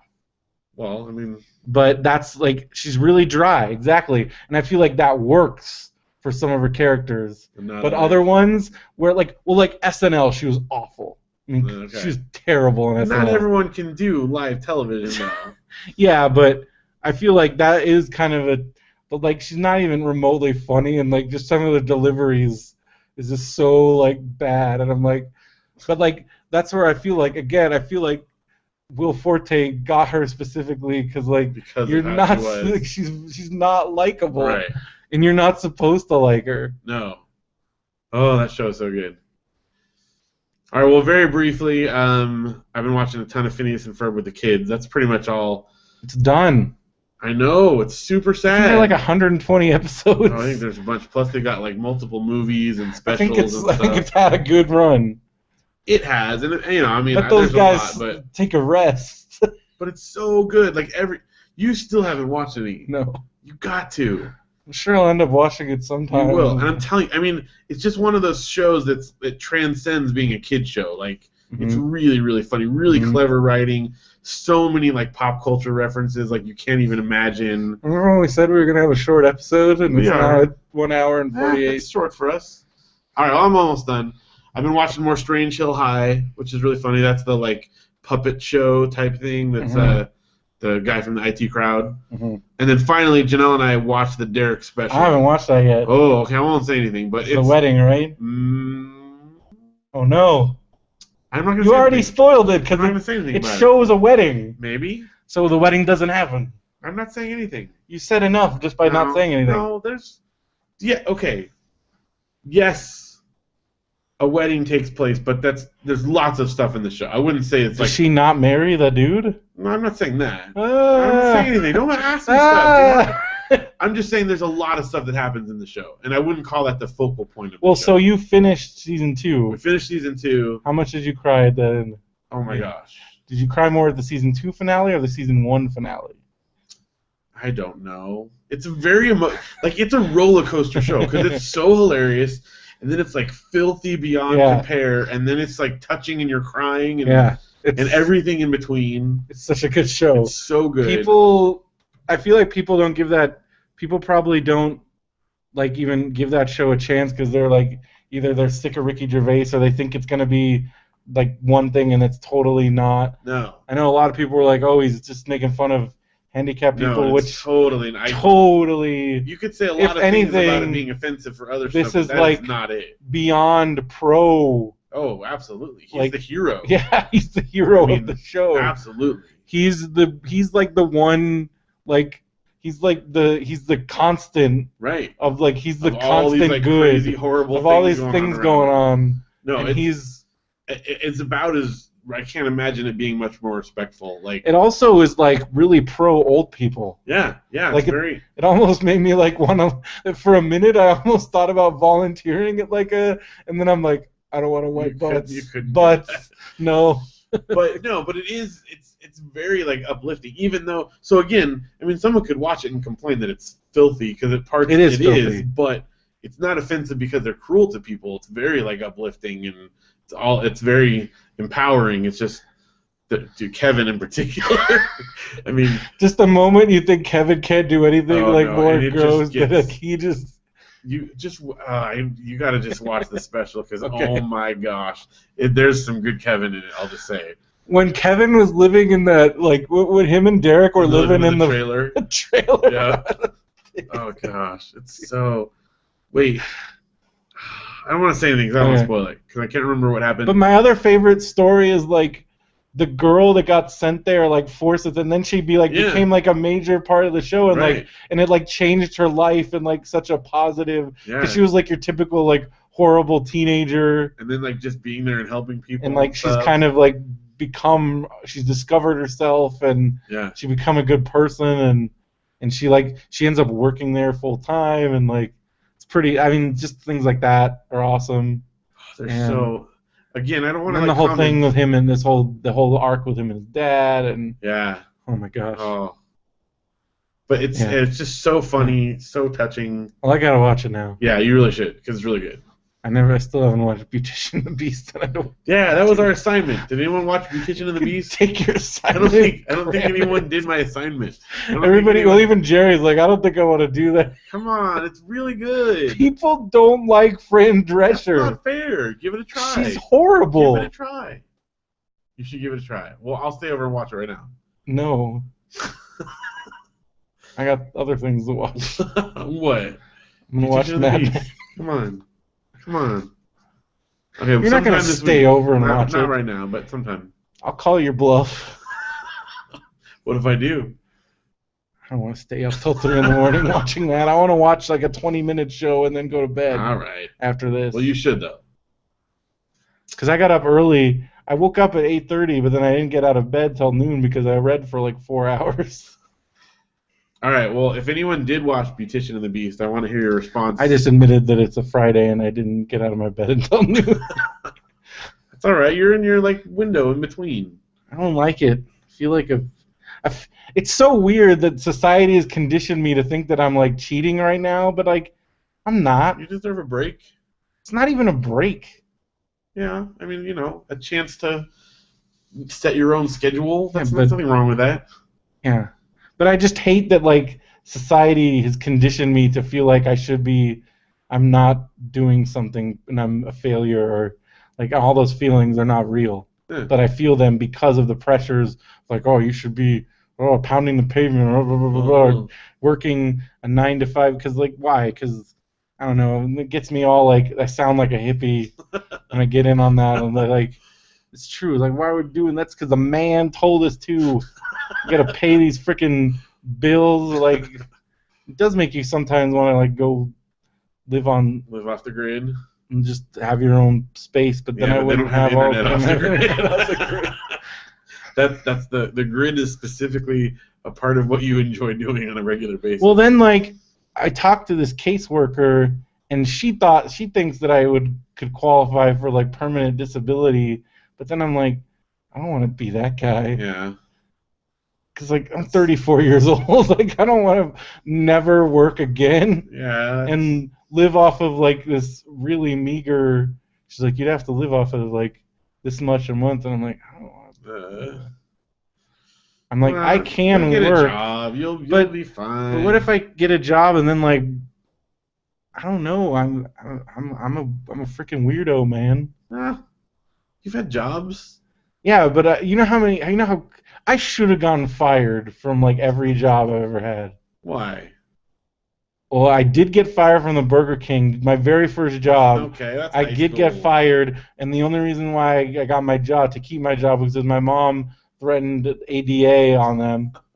And just have your mom call some job places for you. No. And then I've never told anybody this. What? I got fired from the Scholastic book plant. Really? Because I got blamed for something that I didn't do. What did they say you did? Some guys were messing around and they blamed it on me, and then my boss believed them. Huh. And I was too slow because I couldn't carry the boxes fast enough. Well, I shut down that line so many times. I remember you told me. You don't even know. So then they pulled me off the line, and then I was not even fast enough because then they're like, "Oh, you can be a box cutter," and where basically you cut open the boxes and then put them getting ready for. So then people would take the books and package them. Right. But I would open the boxes and put them up there. I couldn't even do that. And then I got fired from my first temp job when I moved out here because I was on the internet too much. That's not a disability. That's just a... I got suspended at Disneyland, Yeah. which led to me quitting. True. I got threatened so many times. Technically I did get, I got removed from my position, my post at the security job, and then because some of the homeowners, I don't even know what happened there. By the way, I wouldn't lead with this in your job interview. Oh, I don't, but I'm just going through the fact that, like, I don't think I'm employable. You're employed for bursts of time, at least. That's not normal. That's not good. Well, I mean, you're talking to somebody who hasn't had a... I got asked to leave that church job. Yeah. Because my boss was in that case. That was a weird situation that anyway. Whole situation was weird. There was so many times, like, I was on, like, double, triple secret probation at both tech support positions. Right. Yamaha, I think I was on the bubble of, like, getting laid off, and I think they realized I wasn't doing anything, so I was definitely, I don't think I helped myself in that situation at all when they were looking for people to get rid of. You would tell me, like, yeah, I didn't do anything at all today, because, like, I can't even remember what it is. Well, that was where I got it. I was doing, like, I was making these webs, like, we were basically, like, we were taking catalogs and digitizing them. Right. So then they would scan them all in, and then we'd have to make the hotspots for, like, on the parts, like, where you'd click this, that would lead to this page. And so we had to do that, and that's all I did all day. And so after a while, and then, like, they weren't checking anything, and I realized, and my boss even said, like, this project probably isn't even going to go anywhere, so whatever. And he wasn't doing anything, so I'm like, well, I'm not doing anything. And I seriously did nothing for, like, a year. Like, a year. Like, I did work for, like, because I was there for a year and a half, I would say about half of that year. Like, I did, and then I bought an iPod video, and I would put movies on, and I would just sit there in front of my computer because the computers were all knocked down. We couldn't even play games on them. But I would sit there with my iPod video and watch movies. And I got paid $15 an hour. Yeah. But then, like, my tech support jobs, it was constant. You would see, I thought I was gonna get fired, like, all the time. Yeah. I was told I was gonna get fired, like, the only reason why they couldn't fire me is because I was, like, on paper, like, I was too good. But I caused so much trouble there. Well, that's why you're going a new route, slightly, hopefully. But what if it's the same stuff? No. I have the same. If it all comes down to, like, the same things, and I don't know how to fix them. I have a problem with authority. like major. Yeah. I have a problem staying focused on things. I am prone to anger. Yeah. But not at other people, mostly at myself. But sometimes it comes out. And then I just, again, distracted. And that's pretty much the main thing. The biggest thing is and I don't even consciously know that I have, but it seems to be a pattern. This is why I think a school type I'm thing not could be good at people telling me what to do. That's why I think a school thing could be good. I think it's still the same BS, man. It might. I don't know, but it'd be worth trying anyway. I don't know. Maybe this time I'll actually get fired. Maybe. It's been 10 years. No, 2014 years since I got fired. See, so really fired. So that's a pretty good record. It's the only time I've ever gotten fired. That's a good record. Although technically the security job, but then they're like, oh yeah, well, so basically what happened was they dismissed me from that post, and then they were like, well, we'll give you, and I'm like, well, is there any other jobs? They're like, well, we'll find something for you. Was it like really far? And it was like even more far. I was already driving down to, which now in hindsight, I cannot believe I did this. I drove to freaking San Clemente every day. That is crazy town. So much gas. So much gas. I was making like $17, $18 an hour at that job, but I must have been spending at least half that in gas because like that's a crazy drive. To live down there. No, because that was like rich people land, and then they're like, oh, we'll give you, because then we lost the one in San Clemente. Like, oh, good news, we got one that's closer. And it was in Dana Point, which was like maybe 2 exits closer. I'm like, oh, great. And then they're like, oh, we have a new thing for you. And they're like, well, good news, it's in Anaheim. But it was like working at an office building, and it was like way less. It was like $8 an hour. I'm like, I can't live off of that. So that's when. So that was their way of basically just don't come back. Unless you want to work for $8 an hour. Well, I don't know. It's tough. I haven't had, I've had jobs, but you know me. I'm just about as inconsistent as you as far as work goes, for various reasons. But there should be another path for those of us. The fact that it's like this way or you're screwed. That's part of the reason why I'm just stressed out all the time. Yeah. Is because it's like you have to do this, or you basically like are gonna be like homeless or living in your mom's basement or something. And if you want to have nice things, and then you have to do this thing that just it's not natural, and it makes me crazy. And that's why I couldn't, like, I 100% like, because I lost all that weight, and the biggest factor was like I couldn't keep, like, every day I go home from work and all I want to do is like eat 10,000 calories. Right. I don't know what's wrong with me. Well, you're not. So the idea of just getting another BS job, it's very like. But again, and we've talked about this before, you're doing things along the way, and yeah, but I'm wasting my life. Well, take this time in between, and if one creative endeavor could take off, what would it be? Writing, music. I don't know how to get any of that off. I don't know. Well, at least writing. At least we're writing, so we have stuff. But what does that mean? It means nothing. I don't know. Nobody will read it. Someone will. No. Someone will read it. I don't know if they'll pay us for it, but they'll read it. I don't know. No easy answers. Listeners, what do you think? My mom won't let me finish my book. Well, we got a good pilot. We got one ready to go. I would like to do the podcast.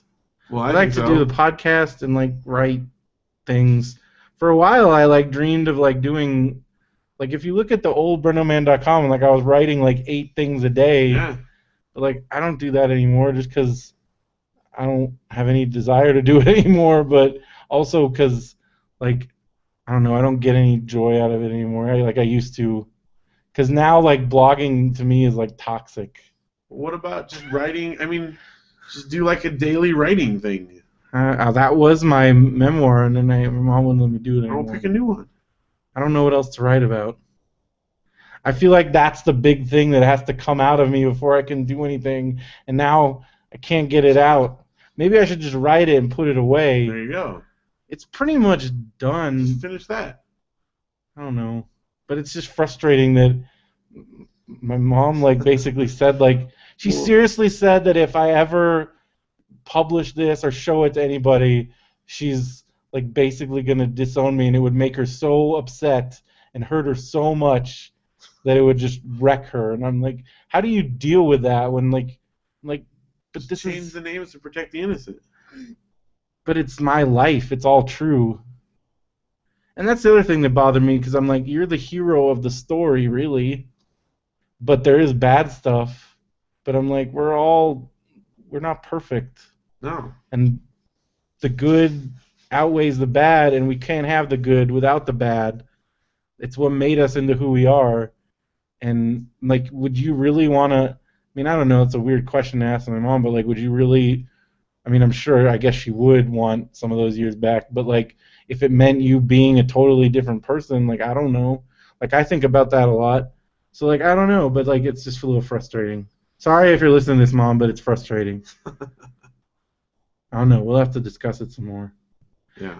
Real quick, let's get this over with. Some video games, and then we'll wrap it up. See, I told you, we can't do... This is short for us. This is... No. It's not 5 hours. All right. Well, the most of the top three easily. But lately, I don't know. I'm kind of burnt out on video games right now. Yeah. I don't know. I'm burnt out on everything. That's all right. Do some writing. That's it's therapeutic. You do some writing. I know. But I'm not saying I have so much that I'm burned out on.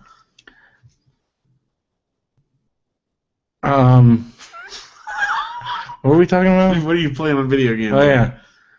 Sorry to be a downer on everybody. It's all right. You're sharing your story. That's good. I've been playing a lot of Pokemon Shuffle and Pokemon Rumble World. Yeah. Because I think I got to the last mission in Rumble World, like the last King mission, and like now I'm just like, there are a few I need to collect. I'm trying to collect more gems because I got like the last 2 balloons. They're like 50 gems each. Right. But I probably won't get those until we go to Comic-Con, because you can get tons of gems. I was looking at how many gems you can get from tagging people. You can get a ton. That's where you get them. And that's where we'll get them. And then I can unlock everything. Yeah. So I'm stoked on them. I cannot wait for Comic-Con. I wish it was July, like right now. Although it's rapidly, like my birthday is in a month. Yeah. A month on Monday. 2 days. Is my birthday. 35. Yeah. You can run for president next year. Yay. I'll be your vice. Brendo Phil. Yeah. 2016. My platform will be vice president doesn't have to do anything, right? Why did you just randomly say John's Incredible Pizza? I don't know, in the chat. Just random. Just saying things. Pizza! I want to... for your birthday. We did do that one year. That's true, yeah. You're going to be gone. I'm going to be gone on your actual birthday. We can celebrate before and after. We're going to the choir concert. That's going to be cool. See, there you go. Mike's going to be here. That's cool. Mike's going to be here all the whole month of June. Oh, well, really? not here. He's going to be at Biola. Oh, okay. But that's why he can go to the... He's here during the week, the whole month. Is he in classes? Yeah, he does because he normally does it online, but then he does the intensive classes in the summer, and he lives in a Tropicana, and but then he goes back home to work every weekend, so it's busy. And he showed me like all the reading he has to do because he's going for like his PhD at like Talbot. It's like hardcore, dude. Like, oh my gosh. Hardcore. And then he's got to and then once he's finished with his classes, then he's got to do like the whole thesis thing, which that just sounds to me like horrible. You could do that. No, I've already school is not. I barely made it through this like 2-month computer school. I was just You don't dying. want to go for a Masters? You don't think? Gosh, I dodged a bullet there. All right. Well, speaking of that, what else have you been playing? Street Pass. I got the fishing. See, you're already like almost beating me at all the fishing game. Like you got those because you're almost. That's cheating. What? You got your free tags every single day. Kids. And we're getting to know one for her birthday. So. Well, so you're already doing really well in the fishing. The fishing game is really fun. Yeah. And the zombie one's fun too. Yeah. And then I got Mario Kart 7 for my platinum gift. Yeah, I've been playing that. And I've been playing that. It's a lot of fun. And then I'm playing. I guess we still haven't really talked about this a whole lot. The new tracks. But the new tracks on Mario Kart 8, or the Animal Crossing track especially, is super awesome. I guess we have talked about this. We've talked about it, yeah. But I've been playing a lot of Mario Kart 8 because I'm like, that's like, if I go online in Mario Kart 8, that's like a black hole because I'll do the whole like, just one more, but then it'll land on a track that like I really want to do again. I'm like, I guess I'll do that one, and then like 4 hours later, I'm like, it's so good. Then I'll get to a point where I want to be at the top of the list because like if you stay in the room the longest, so many little things they throw at you. So I'm like, so then I'm like, ooh, I've been in the room longest, so I got to keep that going. Like I'm like, I'll go from like being number 12 to being number 1. I'm like, and all that means is you've been there the longest. It's not even ranked. I'm at like. I'm above because you're at 2,000 or 1,000. 1,000. Well, it is 1,000. I'm above the baseline, and as long as I stay above the baseline. I did try a 200cc online because you can do custom then choose. It is crazy. Well, just 200cc against a computer. I did one. 200cc is nuts. Like I've gotten pretty good at like I've gotten almost all the cups on 100cc and I've gotten a few on 150, but 200 it's a big leap. And it's clear that they did this for like all the super pros. They're like, this game's so easy. They're like, you want here, take that. And you look at people on there like this is like even on Reddit, like the pro guys are like this is crazy. Like they're like I'm back to playing this 10 hours a day. Yep. And there are people that I'm pretty sure that like there's these Japanese dudes. Like there was a Japanese dude that had like 5,000 and like a 5,000 score, and he was in there. And I could tell like this guy just lives on here. That's all he does. I guess that's a pretty cool deal. How do they get that deal? They're probably high school students or something. I don't know. Yeah, remember that? Yeah. Like remember when we played Zelda for 3 days straight? Yeah, because you could just do that. Because what else did you have to do? WWE 2K15, I'm doing my Brendo Wrestling Federation. Nice. We just had our Money in the Bank, so there's been some crazy title changes because you can win the title shot. Right. And then the way the game does it, you can cash in, but it's like weird. And it's all. I always try to like beat the guy cashing in because like. So when you cash in, it automatically gives you like a special move, and the guy's health is all the way down to nothing. So pretty much all they have to do is hit the finisher, and then they'll win. But I'm like convinced that I can like beat a cash in. Haven't done it yet.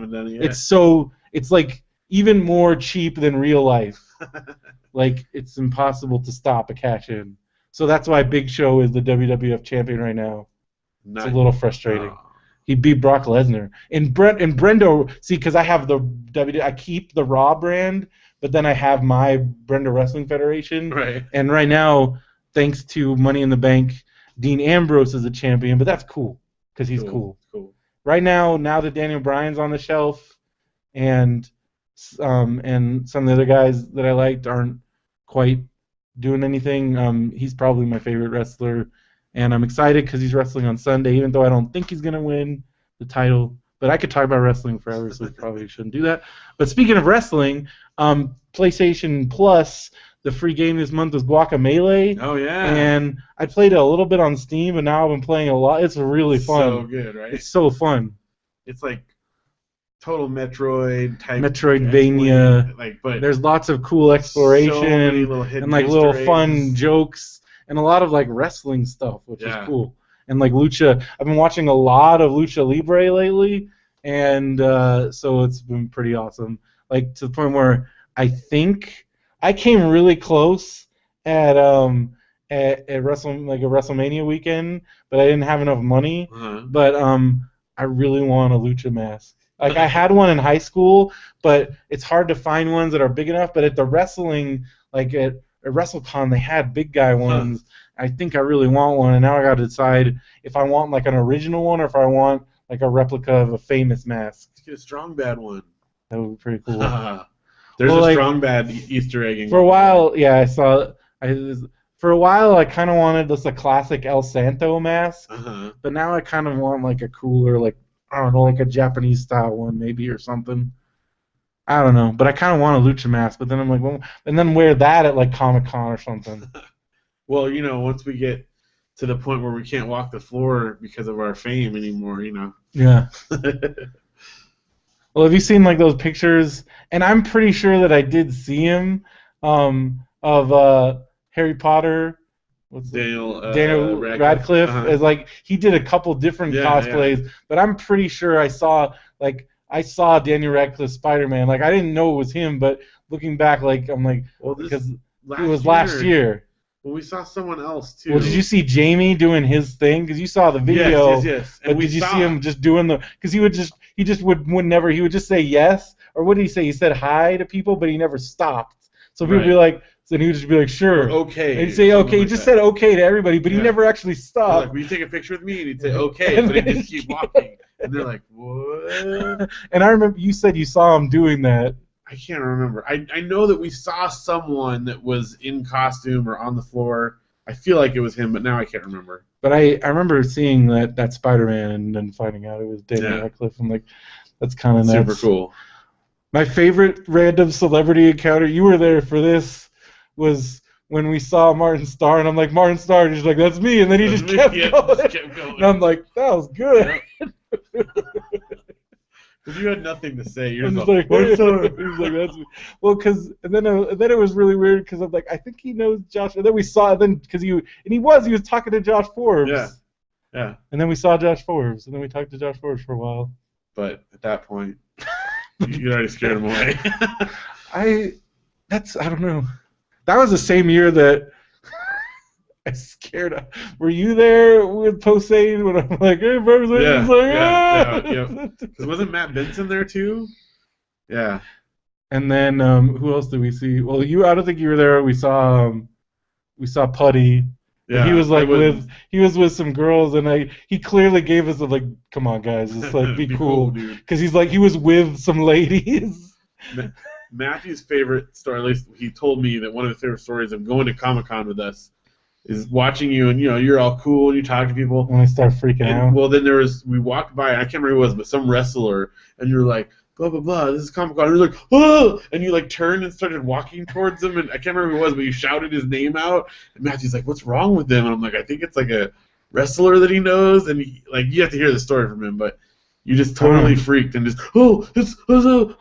Was that at Anaheim Comic-Con when I met Tito Santana? Could have been, yeah. Because I remember talking to Tito Santana. That's the only time I remember at Comic-Con meeting a wrestler. And it was freaking Tito Santana, and he was so nice. Because I had my freaking exhibitor badge on. I think he realized I wasn't a mark. Yeah. And so like he was like really nice. I think he thought we were important. Those badges are cool. But yeah, Tito was super nice. Steve knows who I'm talking about. Well, let's see. Oh, and Clicker Heroes. Clicker Heroes. Still going. Still a thing. It's totally still a thing. Forever. I don't get it. Click. Matthew and David are all into it too. Because it's amazing. I don't get it. I think if you actually sat down. I don't need another thing. So. But yeah, this is a thing you can just leave. Like I don't even have it open right now, and I can come back to it. What's the point? Because I come back to it later, and I can buy a new upgrade because I've gotten so much gold. Well, I've been doing a lot of Street Pass because I got the new Street Pass games, and I got the birthday thing too. Oh, you got the birthday thing? You gotta do that. Because I was like, I gotta do that. Just did it all in one shot. And then Pokemon Shuffle, of course. I've been playing Lego Hobbit with Luke. We're at like 69%, I want to say, something like that. Mm-hmm. Been playing Mario Kart 8, of course. I actually played, and beat this game on 3DS called Zeo Drifter, X-Zeo. It's very much in the Metroidvania type thing. You're exploring around on a planet, but it's cool. Like, you start out, you're like in a little spaceship, and there's 4 planets around you, and you can choose. It's a kind of open world in the sense that you can go to any planet you want, but you can advance further on each planet depending on what weapons you pick up and stuff. But it's really cool. It was a pretty quick game, but it was also super cheap. I think I beat it in probably 5 or 6 hours, but it was really fun. And then of course I've been playing Guacamelee, and that is super fun. I got to be close to the end.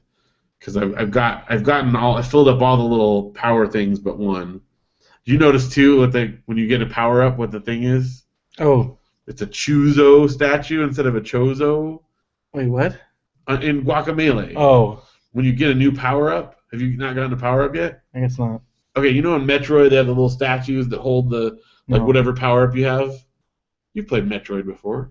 Yeah. Whenever you get a power up, like if you get the ice beam. I didn't know that's what that was. Yeah, there's a statue holding it, and they're the Chozo statues. Okay. That's in like all the Metroid games. And in this one, they look just the same, but they're called Chuzos. Steve's tapping out. Whoa, we're almost done, but thank you for hanging out. It's been good to have you. Anyway, it's fun. Great game. Looks great. Lots of good humor. I recommend it. We're talking about Guacamelee? Guacamelee. And Zeo Drifter for that matter, but. Zeo Drifter for 3DS? For 3DS. And Guacamelee is in like lots of stuff. Cool. If you have PlayStation Plus, it's a PS4 free game this month. There you go. So do that. Even if you don't have a PS4, because you can do this, you can just download. You can like buy it because like it's free. Okay. And as long as you have it in your inventory, because at the end of the month, you can't get it anymore for PS Plus. So just make sure you're adding those games, because then when you do, then you get all these games. That's cool. So yeah. All right. Sweet. Well, that's video games for me. I'm done, man. I'm tapped out. Let's do it. I still want to hear about cardboard CDs, but we'll have to talk about that some other times. We'll do that. So you still got your OCD? Oh, I got haven't done OCD.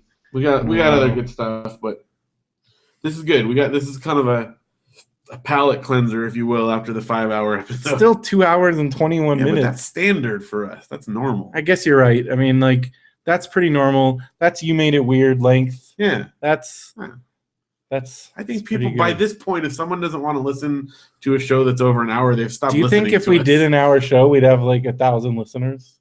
I don't know.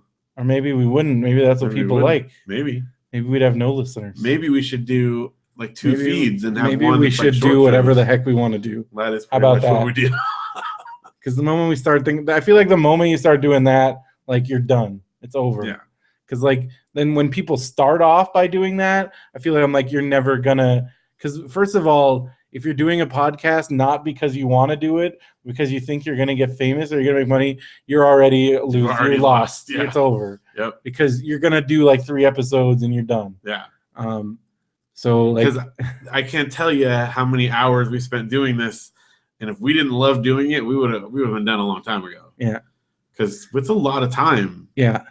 But it's not. It doesn't. It's just us talking. No, it's fun. But I'm just saying, if you weren't doing it because you really wanted to, and you're not getting paid to do it, you're kind of the same thing with webcomics. Anything. Anything. But like, since that we come from that world, this is how we live. Yeah. This is life. That's great, and that's why we do it, because we love doing it, and we also super appreciate all of our listeners that give us an audience, so that it's not just us talking to each other. Do I need a haircut? I don't know. Do you want it to look like that? I don't know. Should I shave my head? You keep saying that. You can. But I look really weird. I don't know. Have you ever done that? The closest I ever did was when you didn't even shave it. You cut it pretty short. Kind of. I don't know. What if I what if you bicked it? I'm not gonna bick it. I'm scared that it won't come back. Well, I mean, I can't guarantee that. I don't know why it would make a difference. What if it's like, that's it, I'm done? What is this Brendo? Do you think I look too scary? Well, I think scary. I know you though, so it's different. Tough guy. Maybe I could be like a security guard. Yeah. What if you could be a bouncer? Dude, the moment I got in a fight, that's it. You've seen me in fight situations. Please don't fight. Again, Benson and I already said we'd have to just be big guys. Yeah. But that's it. That's all I am. Play a bouncer in a movie. I'm a big guy. I'm a big guy that will stand there and give the idea of protection. Security, yes. But the moment anything goes down, like I cannot guarantee anything. Nope. Like I have a glass jaw. Well, actually, that's not true because I did get punched in the jaw and I kept playing a football game. And then later I went to my orthodontist appointment and my orthodontist is like, your jaw's like practically like broken. Ugh. And because he's like, what's that click? And I'm like, I don't know. A guy punched me in the face. He's like, yeah, there's something wrong there. And he just kind of, but it wasn't like bad. But he's like, yeah, you should probably get that looked at. And then I never did. And it still clicks. Still clicks? A little bit. A little bit. I can hear click. I think you can hear the click. I don't think we can hear the click. I used to be able to make it like audibly, like it's not as bad. Yeah, I think it's like kind of healed. But the other thing I want to do if I shave my head is I want to see if, because the staples obviously are gone out, but I think there's a scar. I think there's a scar like right here. You don't even know. I don't know. Wow.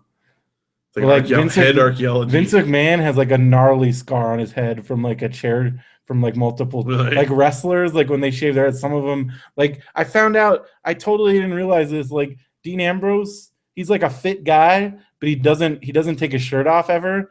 And then I found out why, because then when he was in the Indies, he did like death matches, and he seriously looks like somebody, like if you with his shirt off, his back, it's like somebody that's been like tortured. Really? Because it's just like barbed wire and like just scars everywhere. Wow. And like that's why because like people are like, it won't be appealing to kids and stuff if you got this guy with just these gnarly. I mean, he worked as a bad guy, but so he's like one of the most popular guys they have. So no shirt off for him. What if they did a no shirt, no shoes, no wrestling match?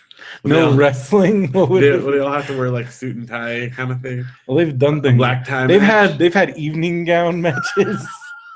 There's nothing I'm going to come up with right now. Something that they haven't done Everything already. That you've talked about has probably been done. Yeah. Anyways, so don't forget to check out our Kickstarter. I think that's the biggest please takeaway from this episode. And tell your friends if they want if you have any friends that are like hardcore record collectors. Yeah, even if they just want a record. The first podcast 7-inch. That's right. Go to radiobrendo.com, click the Kickstarter link. And again, rewards start at $1. Yep. And we'll be, as time goes on, especially if we hit our thing, we'll be adding, other stuff like that. Stretch goals, stretch marks. All right, I think I'm done for the night. That's true too, but that's not a reward. Stretch marks. We will give you stretch marks. I've been adding stretch marks. Sure, eat this cake. If you guys want, we could probably help you out with that. Stretch goals. Anyway, yeah. There you go. That was a good promo. I'm ready to go. You want to watch Petition of the Beast? Yeah, let's watch Petition of the Beast. It's time. All right. Go to radiobrendo.com. Go to breathcomics.com to watch where Phil doesn't update the comic. You can look at a cool Avengers comic from like 3 weeks ago. Got a new interview coming. Yeah. And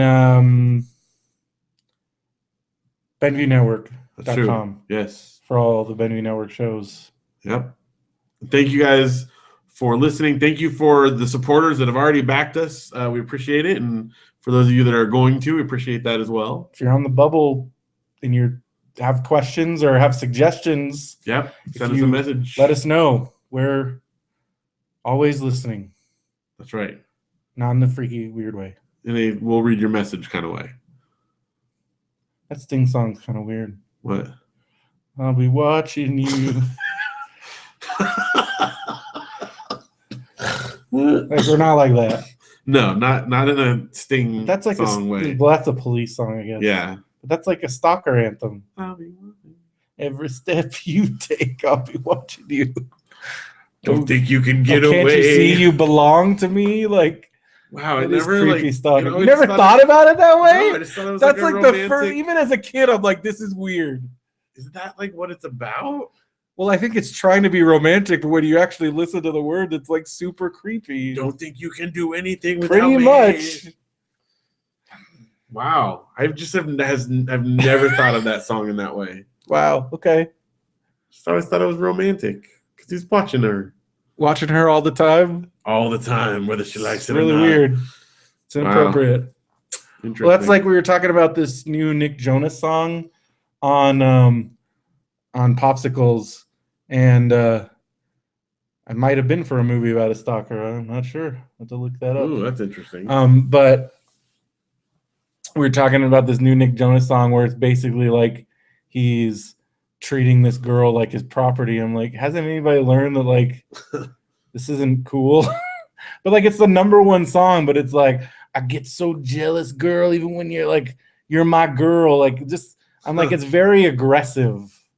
And I'm like, I don't think ladies put up with this stuff. Yeah, it's not really that era anymore. Well, but even I'm really I don't think they ever did, but they though. we thought, I don't know, we didn't care.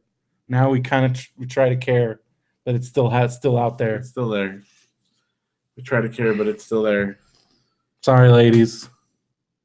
Sorry that people write songs about stalking girls. There's no stalking dude songs. Well, I don't know. That one way or another, I'm gonna get you. Yeah, see, there you go. There you go. Equal. I will stand by. Isn't it like I'll go by your house and like I will stand by you and stare at you in the window. So, anyways, I guess that's a girl stalker song. I don't know. Everybody's stalking. Stop stalking people. Stalkers. But you can stalk us at radiobrendo.com if you would like. Yeah. For all that information. If you want a new person to Facebook stalk, you can Facebook stalk Radio BrendoMan, but not me. No. You can add me as a friend, and maybe I'll add you if you do.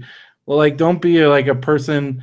This guy added, I think he was a robot account, because like I looked at him first, I'm like, wait, he's friends with some of my other friends. That's because they just add whoever. That's been happening. And then it's like it's got a picture of like 2 girls, and I think it's like equivalent like a Facebook virus, because then once you add them, it'll try and add everybody that's in here. So I don't know nefarious purposes. There was like it's weird because there was one. Well, it said they were from Ukaipa. That's it. And so I saw that, and then I looked, and it's a I'm trap. Like, I don't know that, and they had some mutual friends. I'm like, okay, I guess. As soon as I see mutual friends in Ukaipa, I'm like, oh, yeah. That's cool. And then my mom called me because she's like, yeah, I saw this one, and you just added them, and I have all these mutual friends, and I'm like, oh, you don't know? Because I thought it was someone she knew. Yeah, it's not a. And I'm like, okay, let's delete it. Let's get rid of this. So that's going around. Beware. I think those are bots that they just use to collect people's information. Yeah. Well, it worked. And it's like, tricky. Then probably at some point it would spam you. Yeah. But I think it's also to like get into your, and then like add all your contacts, and it's basically like a virus. So don't fall for it. Because I add people that because like I want to add friends that like listen to the show and stuff. I don't have a problem with that, but sometimes it's hard because I'm like, sometimes I'll get somebody that's out of the loop, but then I'll just look and see if they're a real person. Right. Like if they post Usually things on their wall, if they have pictures, but like usually it'll be like you have mutual friends and it's like Derek and like Benson and you and like usually like Kevin and like other people like that. So I'm like, okay, this is a listener. But like sometimes it's like I've had where it's like a totally random person out of the blue and it is a listener, but they don't have any other. But then there's times where it's like this is a fake account and these are spam people. I don't know. Facebook's weird. All right, we have now gone pretty far. That's good. I think it's good. Thank you guys for listening. Episode 168, the Vinyl Countdown. That's what we're calling our Kickstarter. Vinyl Countdown. I just like saying that. I've never actually seen the movie. I heard the movie's awesome. Yeah, I haven't either. I've heard it's like ridiculous and awesome, and that song is in it. But we're counting down to when our vinyl will be released. I think it's on Netflix, or was. The Vinyl Countdown. I still watch that YouTube video. Oh, dude. It makes me happy. YouTube. It's one of those old standbys. Yep. It's funny. I was going through my email recently, like trying to find some old thing. I can't remember what I searched for. And for whatever reason, an email that I sent. I think I sent it to like you and David from like 2000 or whatever. Whenever that. Yeah, and I was like, "Hey, there's a new band. I'm gonna sign to Potbox." So I went back and watched it. All right. For Radio BrendoMan, I'm Brendan Creasy. And I'm Phil Vecchio. Have a good one, everybody.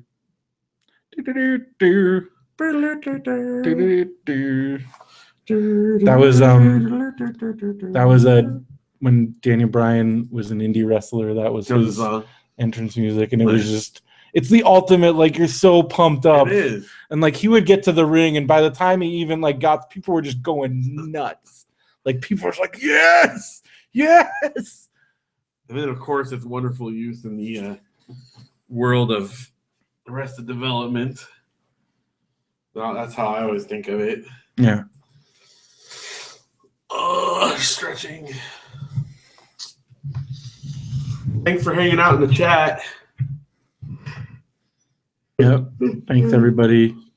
I think we just have hundreds left. Just hundreds, but if somebody's watching on YouTube also, so cool. Thanks for watching on YouTube. Thanks, and then anybody like that goes back and watches on YouTube, you know, like because that happens. Yeah, that's right. There's those dudes like Old Restless. That's good. I think he's like YouTube only. That's cool. I love that we have so many different ways to experience. That's the idea. It's very it's flexible like that. You got me into flossing. I got those. Well, I like floss sometimes, but like then I was at the 99-cent store and they had those flossers. That's what I used for 99 cents. So I just started doing those. But I still have like this wire here. So like it's kind of a pain. And then like you have to do those threaders, which that's a giant pain in the freaking butt. I finally had mine taken off. I need to get it taken off. It should have gotten taken off forever ago, but I never went back to the orthodontist because I think our insurance, something happened with my mom's dental plan. Yeah. But I'm sure the dentist would do it. I just had the dentist take it off. The thing that scares me about it is like there's the glue on the back of the teeth, and I know they're gonna have to saw that off. Yeah, they had to like scrape it. That scares the living crap out of me. I'm almost like. But once it was off, I was like, oh. And it's like, is it weird running your tongue like that? Oh yeah, because you're used to that in your mouth. You can always tell when something's wrong. I'm also worried that if they take the glue off and it's just like rotten underneath. Like they would know. They would already know. Like they can tell with the X-rays. Okay. Yeah, so they wouldn't. That wouldn't be a problem. Like they take it off and glue it up again. No, because then if you can floss and brush more consistently, it's way better. Yeah, I know I have to brush really hard right down here because the stupid wire. Yeah, mine then, because there's a piece of glue on each tooth, right? Yeah, and so they started breaking off, and so by the time I got it taken off, there was only like the two middle pieces had glue. Well, I only have two. I have two pieces. Okay, there's glue and a wire. You can see the wire. Yeah. And I had glue on each tooth. I only have glue on two teeth, and it's been there. This has been in my mouth since like 1994. Yeah, I just got mine taken 1994. Off when we moved to Ukaipa, a couple years after. But look at how much better my bottom teeth are than my top. Yeah, like because my top was a retainer, and like. Yeah, I stopped wearing that years ago. Yeah, and my top are kind of fudgy again. Like I got mine stayed more or less. I got my gap, man. Neither of us are going into modeling or anything. It's not really a big issue. What if we do? Okay. Then if they're accepting of our body size, then they'll be accepting of our... Then we'll put Invisalign in our contracts. I have a crossbite still. Look. I have all kinds of bites. I had those rubber bands. But I had rubber bands, and then every time I go to the dentist, he wants me to get a night guard. I'm like... What does that do? Well, like it's like a mouth guard so you don't grind your teeth. Oh. But like he says I'm gonna, but then also they want to do a thing for like I'm like I'm not. It's like and it's like they always want to. Just want to do. It's like they try to sell you all this stuff. Our dentist that we go to is super cool about that. Like I don't have dental insurance. Finally, we go to someone who's not trying to sell us something every time. Because it feels like such a scam. Because you don't know. We don't know what they need. Well, they're like, it's going to mess up. And I'm like, I don't know. I feel like it's like those fuel additives. Yeah. Like I'm pretty sure a lot of that stuff is just like that. Now I'm looking at my teeth. And I love my Daniel Bryan toothbrush. You should do a separate show where you just like do your nighttime prep in your webcam. No. Just brush your teeth. That's like a fetish site. Like, hey, you want something to take off? Maybe did you watch Dead Like Me? Uh-uh. You ever watch Dead Like Me? I thought you guys did. No, I watched a couple. There's an episode where she finds out that her boss has like a webcam in her house, but it's not like sexual. It's just people pay to like watch her like do things just like vacuum or like do the laundry or do the dishes. So weird. Probably not that unrealistic either. I'm like, that's freaking Gross. Creepy. And like their chat, like, please, they're like, please vacuum that spot over there. Like they're vacuuming. They're like chatting. So weird. And I'm like, that's probably a real thing. Yeah.